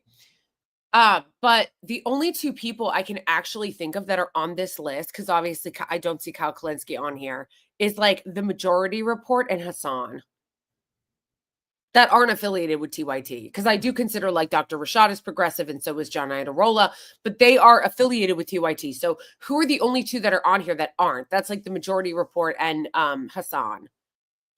Because once again, Ethan Decline is not on the left, and neither is Trevor Noah.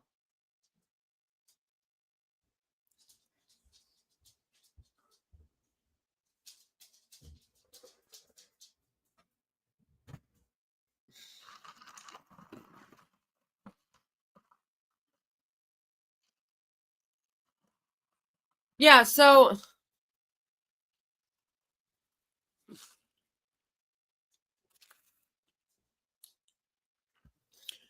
it's just I'm getting off track, but the point that I was trying to make was to see TYT go down this path of pivoting to right-wing framing and right-wing narratives and making enemies of people who actually are on the left and progressive and playing patty cakes with right-wingers. It's very, and then getting rid of all their actual left-wing like contributors, people like Francesca Fiorentini and people like Benjamin Dixon and Mondale Robinson and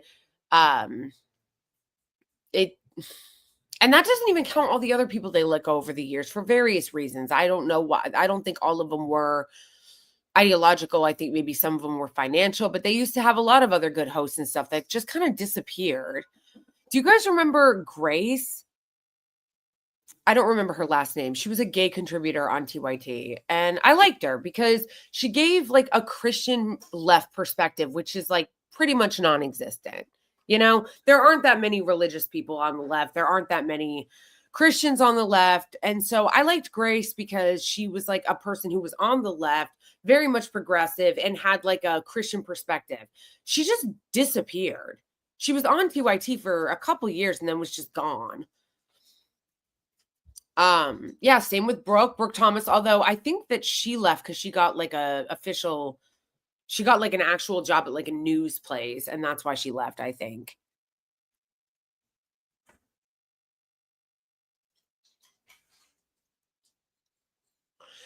So yeah. Anyway, it's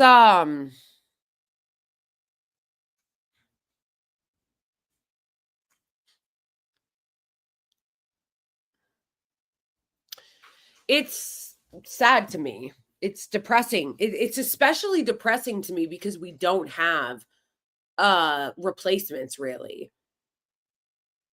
Where is the media ecosystem? It would be different if like this bubble was full of blue, you know?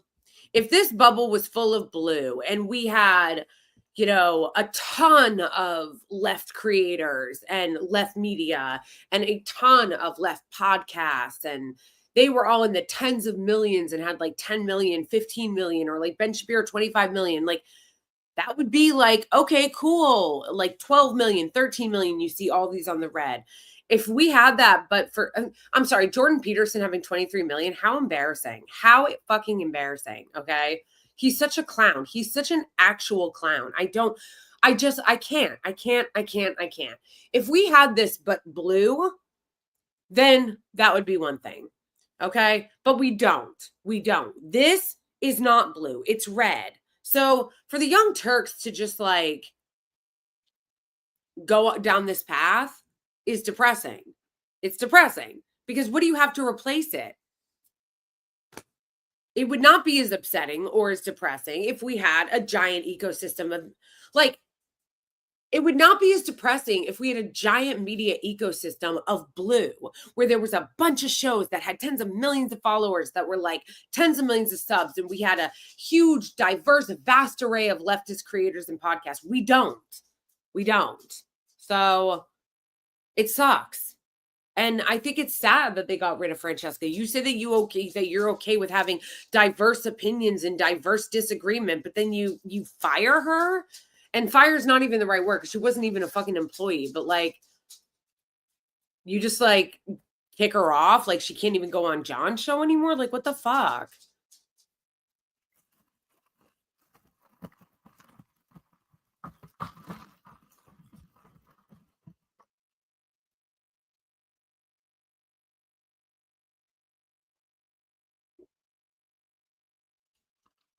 Yeah, except it's not though.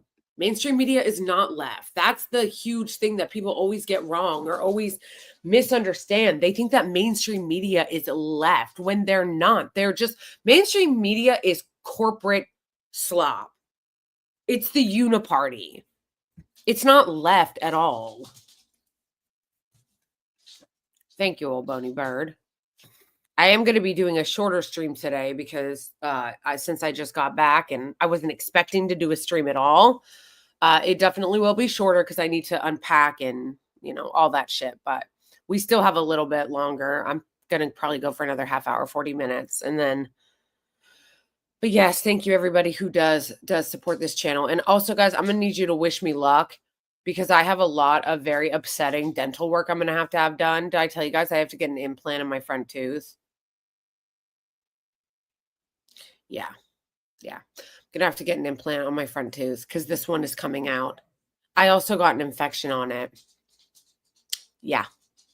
So this tooth, both of these teeth are fake. And this one came out. And then I found out when I went to the dentist, it had an infection. So I've had to be on antibiotics for the last 2 weeks to get rid of the infection that was here. So yeah, I've had to be on antibiotics for the last 2 weeks for the infection that was under this tooth.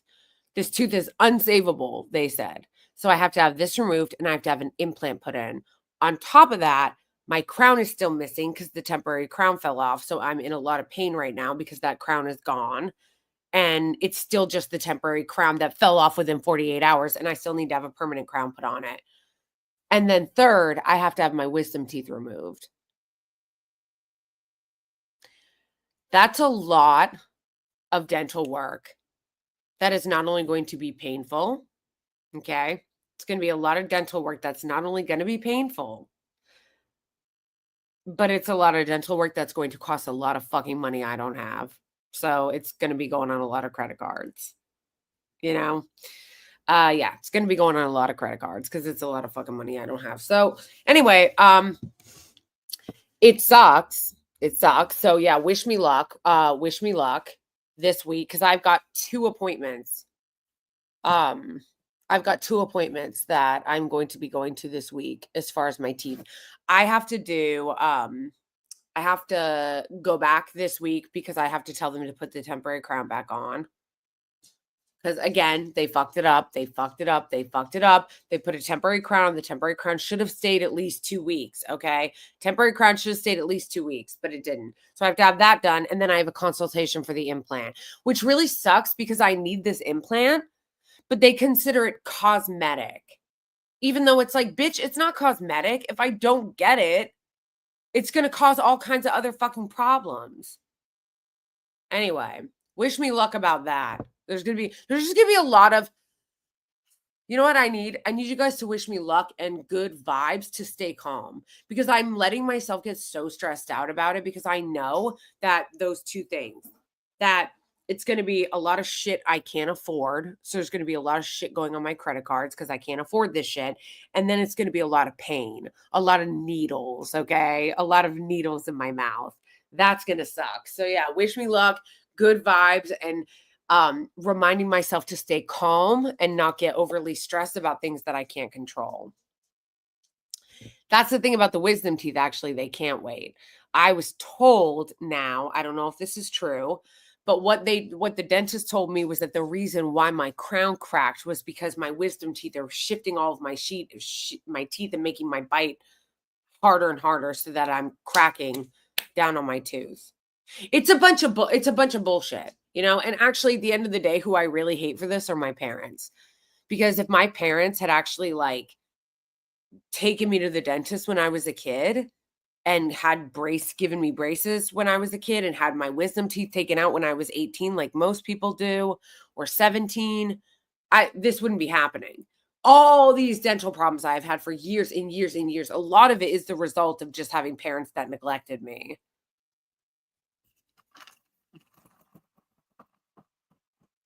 Yes, that is what's happening. That is what's happening. That's why I have to have them taken out. Honestly, I was kind of hoping I would never have to have them taken out. I was hoping I could just get away with just leaving them. But they told me that they're coming in. I can feel them with my tongue. And they said that they're impacting. So they need to come out. I'm like, cool story. But you know what I wish though, because my teeth are so fucked up, the two in front of them. Why can't I just have the two taken out that are in the front? Right? And then just like let my wisdom teeth like slide in their place. Why not that?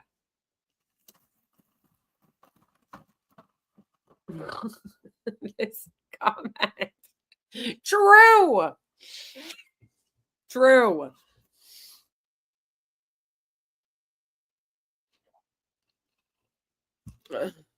I don't know. I did ask them that. They told me that I couldn't do that because they said that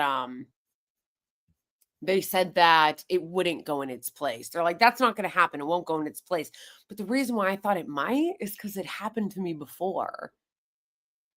Granted, it was like when I was a teenager, but still, it might not happen now because now I'm not growing anymore. When I was growing when I was a teenager, but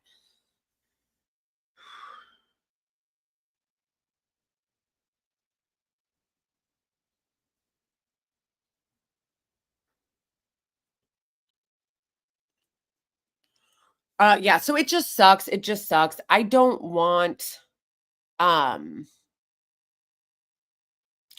just don't want to let myself get overly stressed out about it. So I guess that's what I'm asking for you guys to pray for me. If you pray, send me good vibes so I don't let myself get too stressed out about it. Because last week I was so stressed.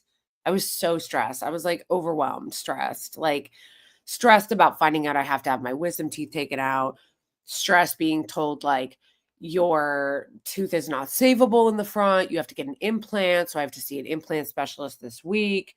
They're like, oh, P.S., you have an infection. They're like, oh, like, P.S., you have an infection in your front tooth. So you have to take antibiotics for that. And then you also have to see an implant specialist this week, an endodontist, because now you have to have an implant, which are thousands and thousands of dollars. And then they're like, oh, yeah, also, like, you need to have your crown put on. And then, like, after you get the crown put on, you'll get a temporary, but then you'll have the regular crown. And then, as I told you guys last night, when I was at a wedding I went to last night. And then last night, when I went to the wedding I was at last night, the temporary crown just fell off. Like, the temporary crown that I had last night, it literally just fell off. Like, it just fell off. Well, I think maybe some of it's genetic. I'm Irish. I hear we don't have the best teeth. So I'm sure some of it's probably genetic, but also, like I just said a minute ago in chat, I think that a lot of it has to do with the fact that my parents neglected me and never took me to the dentist when I was a kid. So I think that that had cascading effects in my adulthood. Ew! Oh my gosh, my dog just farted and it's so bad. Oh my gosh, Melvin. Jeez, that was like lethal.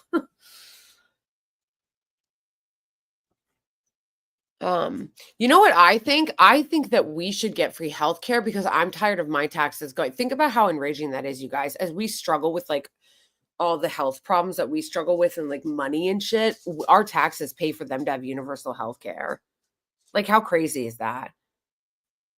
Our taxes pay for them to have universal healthcare. My bandana just fell off. That's okay. Pay for them to have universal healthcare, but we don't. So that's cool. And their bombs. So we're paying for their healthcare and their housing and their bombs. Like, it's actually enraging. Like, actually.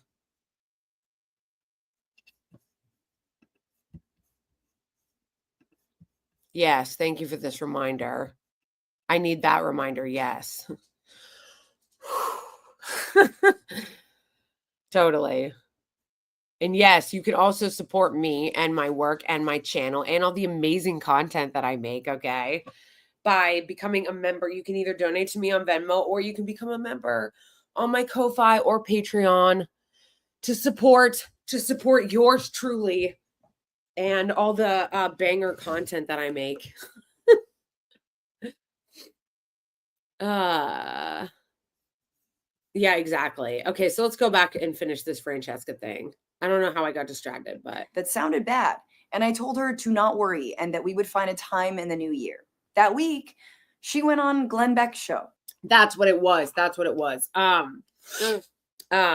We were talking about how they basically shut out all conversation with the left. They basically shut out any and all conversation with anybody on the left and only talk to right wingers. I didn't even watch the Glenn Beck thing because, I was afraid it would make me really mad. So I didn't watch it. I was like, I can't watch it. Yes, thank you. Yeah, I didn't watch the Glenn Beck thing. Yes, join us on Twitch, folks, because I'm an affiliate on Twitch now. So join on Twitch. I'm an affiliate now. So I don't exactly know how I'm going to make money that way, but I think you make money by being an affiliate. Let's see. Certainly more than fucking YouTube. Bro, it's such bullshit. It's such like I'm just like still so fucking mad at YouTube. Oh my gosh. Yeah, bro.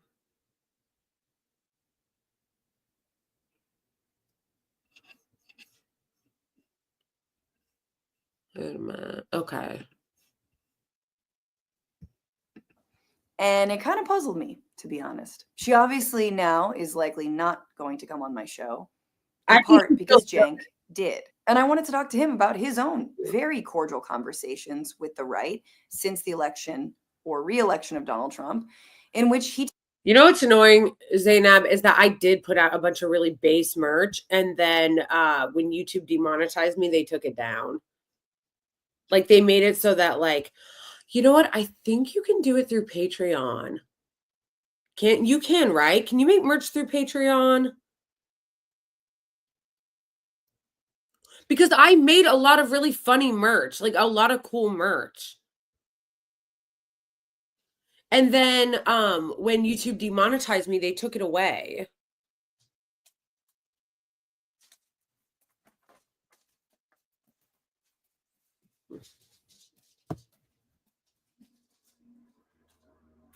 Yeah, it does. I should look into Patreon merch to bring my awesome merch back. I want merch. I want emojis of my dogs in Twitch. Twitch dog emojis. Yes. tells various figures from Charlie Kirk to Patrick Bet David to Tim Pool to RFK Jr. lover, again, Jillian Michaels, about how he agrees that the left is often cruel and too extreme saying that at a time where people are literally being disappeared for their political beliefs Seriously. by this right-wing agenda. Anyone can watch the discussion. I put it in the link below, and it's honestly just a really disturbing portrait of his very with me or against me mentality. I even foreshadowed in the video the idea that he would boot me from TYT one day, and he did. It was also staggering how much he was shadowboxing with me as some kind of stand-in for the max left that has lost their minds. In that video, he laughed at me for suggesting that Trump would create detention camps. After the discussion in December, TYT main show never asked me back on. And then when I made a harmless little video pointing out that yes, there are detention camps, that seemed to be one of the final straws. Personally, Cenk and I were never close. In 2022, I think we went out to lunch and he asked me if I wanted to work with TYT full time. And it gave me pause. Look, you can't say that you are open to arguments and conversations with people that disagree with you if then when Francesca does that, you never invite her on the show again. Bro. I work with a number of outlets. I am a stand-up comedian. I value my free time, and I have my own show. I wanted time to do those things, but also I pay through the nose for things like healthcare, and a little bit of job stability would be amazing. I also know how hard the company works people who work there, and I know how it treated the union drive. I also know how much they deny full-time employees bonuses every year, even when they're delivering millions of views. I know that they're kind of cheap, and Cenk usually doesn't like it when people negotiate with him. So I said, sure, I want to work for TYT full time, but it depends on the offer, which, by the way, you should always ask for an offer before you pledge loyalty to anyone or any company. An offer never came because, in my view, loyalty wasn't a given. All this to say, I'm not sad to leave TYT behind, especially now, with, of course, the exception of the damage report with John Idarola, who I care about and I think is so talented. But we live in a time of right-wing monsters, authoritarians, and yes, fascists. And anyone capitulating to their framework about human rights, about policing, around militarism, is not serious about liberation or democracy. Please, never watch anyone who can't admit when they're wrong. Never watch anyone who tells you that their strategy is right and that they are the way, the truth, the light. Never listen to anyone who doesn't have a sense of humor when they are acting like a bitch. I am one person. Yeah, that's actually something I noticed that doesn't get talked about enough about TYT when we're discussing the kind of downfall of TYT is how unhappy they seem now. Now, I know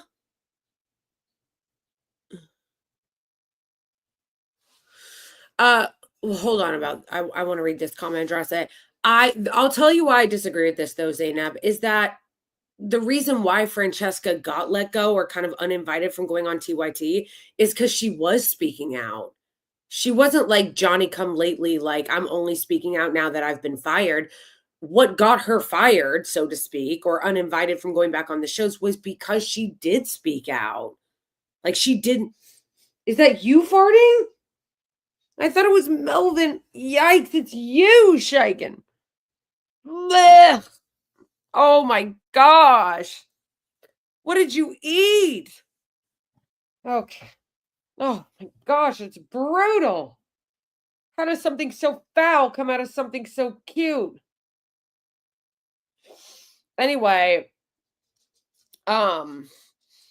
yeah, so I wouldn't I agree with you generally that there is a lot of situational courage on the left. I do think that that's true. But in regards to Francesca, I don't think it is true in her case because she did speak out and that's kind of what got her booted. Oh my gosh, I can't with this. Oh my gosh, this is bad. This is bad. This is like punishment. This is violence.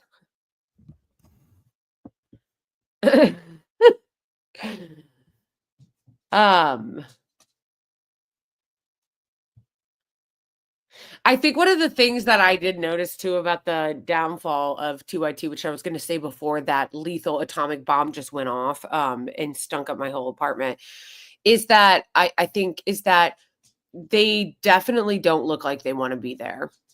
And that does matter. It really does. I know it may not seem like that because I know we're living in a really scary time, but I think that having still a sense of humor and like looking like you want to be there, you believe in what you're doing does matter. I think that you watching TYT, if you've watched for as long as some of us have, I've been watching since like 2012, that and really like seriously like involved and really like into it since like 2014. 2012 was when I first like discovered them.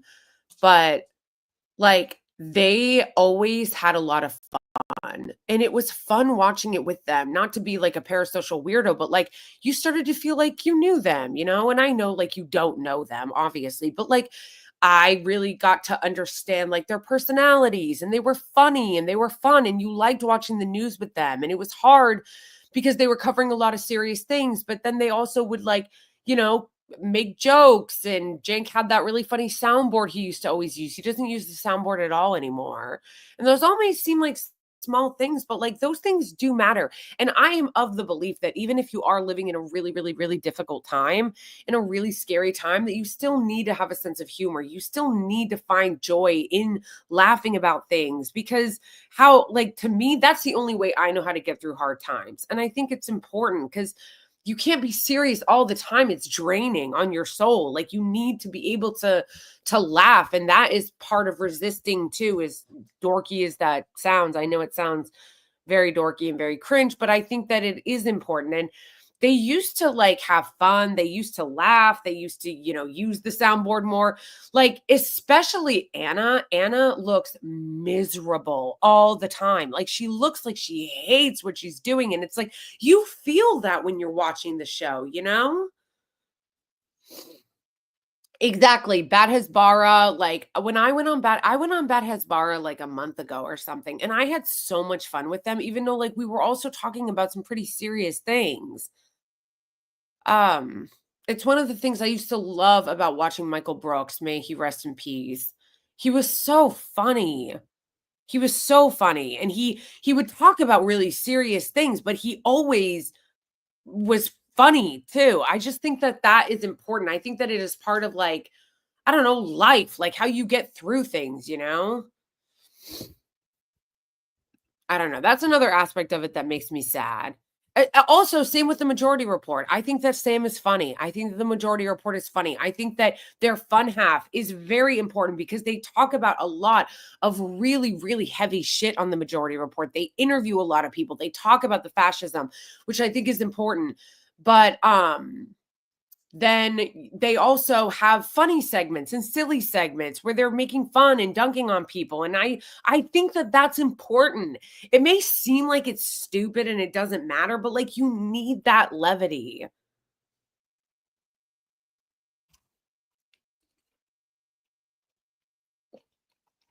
You guys know what I mean, right? Yes, and they do still use the sounding board, and I love it. The soundboard, and I love it. I love when Sam uses the soundboard, especially like the music one, the little like he has that like some say love it is a river, but it's like a 70s like version of the song. It's great. Um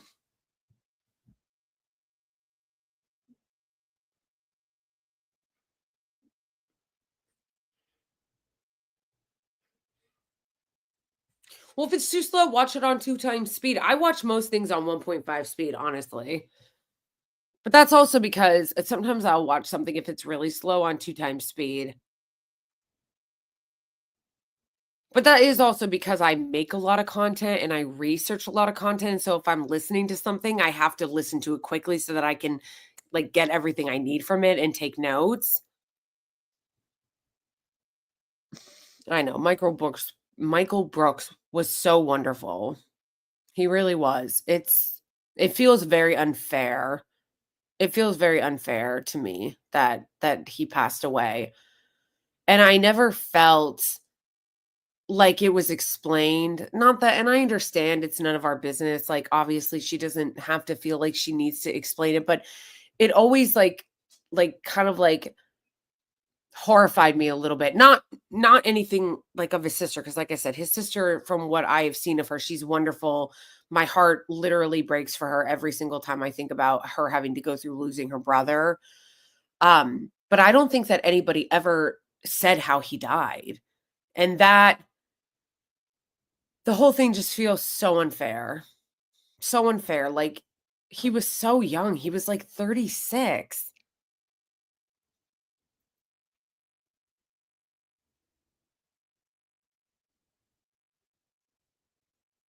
And I don't know. To me, Michael Brooks was the best of like what politics is. He was so good at it. He was really, really smart, compassionate, serious, and also incredibly funny.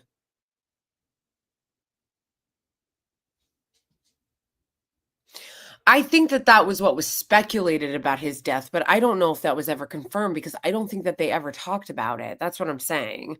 And again, I don't want to come off like if for any reason by chance his sister were to ever see this, Lisa, I think her name is Lisa Brooks. Um, if she were to by chance ever see this, like please do not think that I'm like saying that she should say something or that she's obligated. She's not obligated to Leisha. I'm sorry, not Lisa. Leisha Brooks. I knew that. I follow her on Instagram. But yeah, please don't think that I'm ever trying to like intrude on their privacy or say that she has to like tell us. Like she doesn't. It's up to the family and their business if they wanted to like tell it. And I'm not criticizing her for not. I can't imagine what she has gone through, like having like losing a sibling like that in such a horrible like in unforeseen way. I just so it's not a criticism of her because she has every right to not want to talk about her own like it's not a criticism of her because she has every right to not want to talk about her own personal family history or story. I hate as like I'm trying to say is like the general public. I hate as like the general public that we don't even know what happened to him.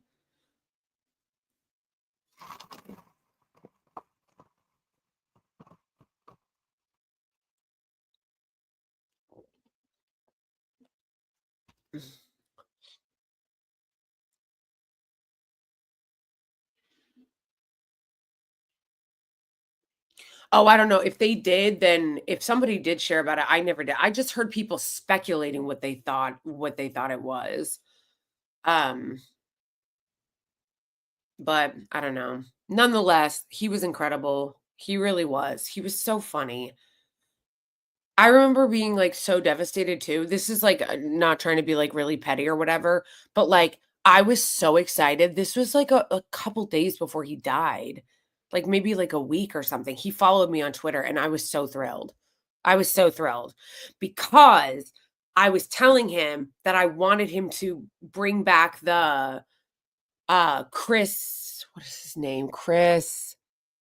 Oh, what was the embarrassing guy on MSNBC that he used to do the really funny impression? Chris Matthews, because Michael Brooks did such funny impressions, like really good impressions. And he followed me on Twitter, and I was so happy that he followed me because I wanted so badly to directly tell him that I wanted him to bring the Chris Matthews impression back. And he responded to me and was like, I'm going to bring it back. And I was like, really thrilled. Yeah, the whole thing was just very devastating, very devastating. He was amazing. But I'm glad that Alicia keeps his memory alive, you know? Like, she has, like, the Michael Brooks project now, and she keeps his memory alive, and I think I saw, like, a year ago or so, she had her own kid, and I think that's beautiful.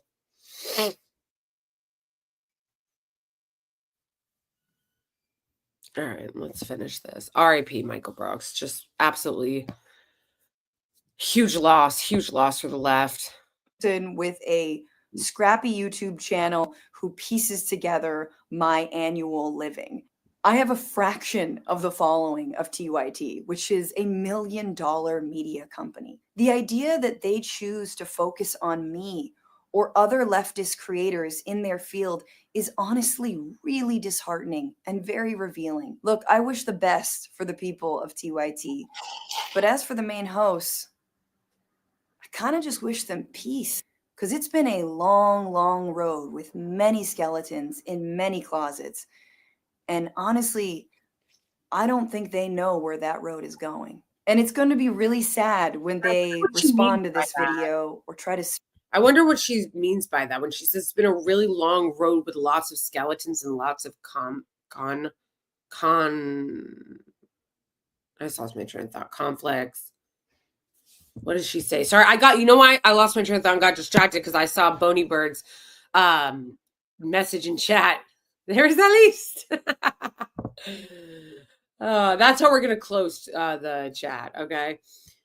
When she said with many skeletons in many closets, I wonder what she meant by that.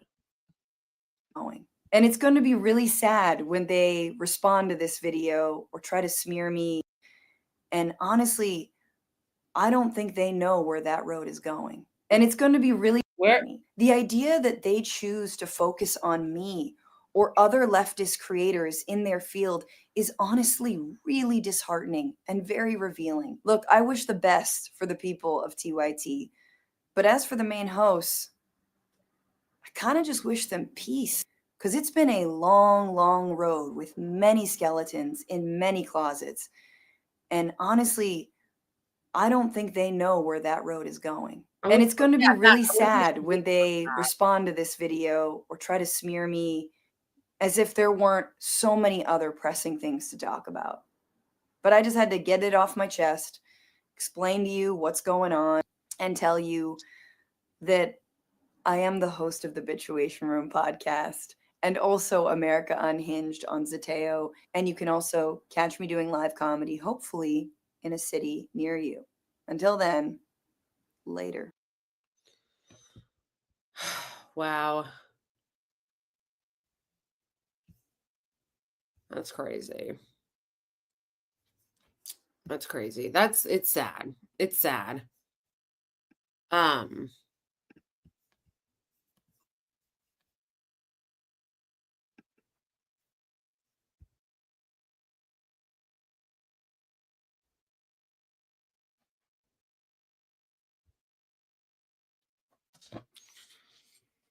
Allah. Oh my gosh. I can't. I can't. It's like nonstop fart machine. Oh my gosh.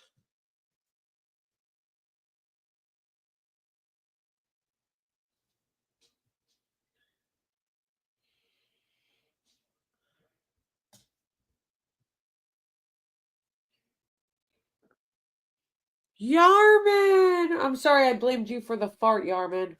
For Fartgate. It was Eggy the whole time. It was Eggy the whole time. Okay, that's gonna wrap up today's stream. Thank you, everybody. Let's end with a nice audio.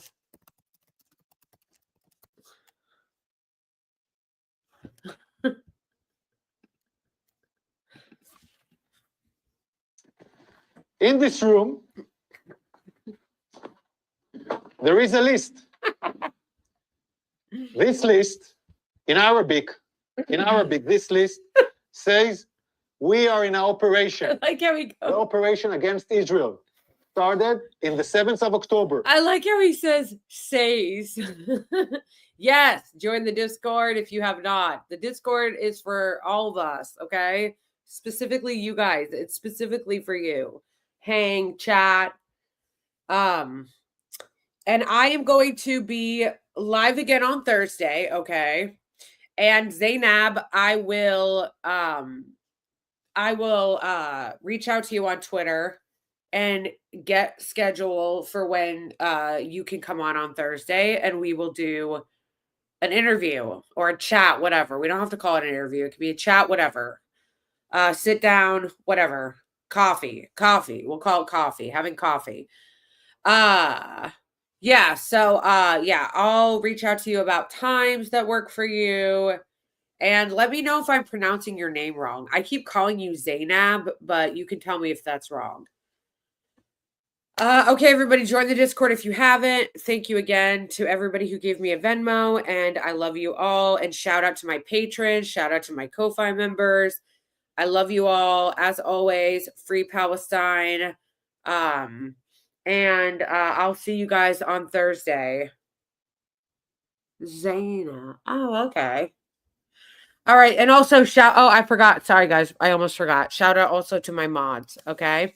My wonderful mods, Old Bony Bird. Okay. And I don't think he's here anymore, but Johan, who's also a mod. So thank you guys. I love you all. And if you want to see my content in between these streams, you can follow me on all the other platforms, including TikTok and Instagram. Love you all. Say bye, Yarman. Say bye, Fart Machine. All right. Bye, guys.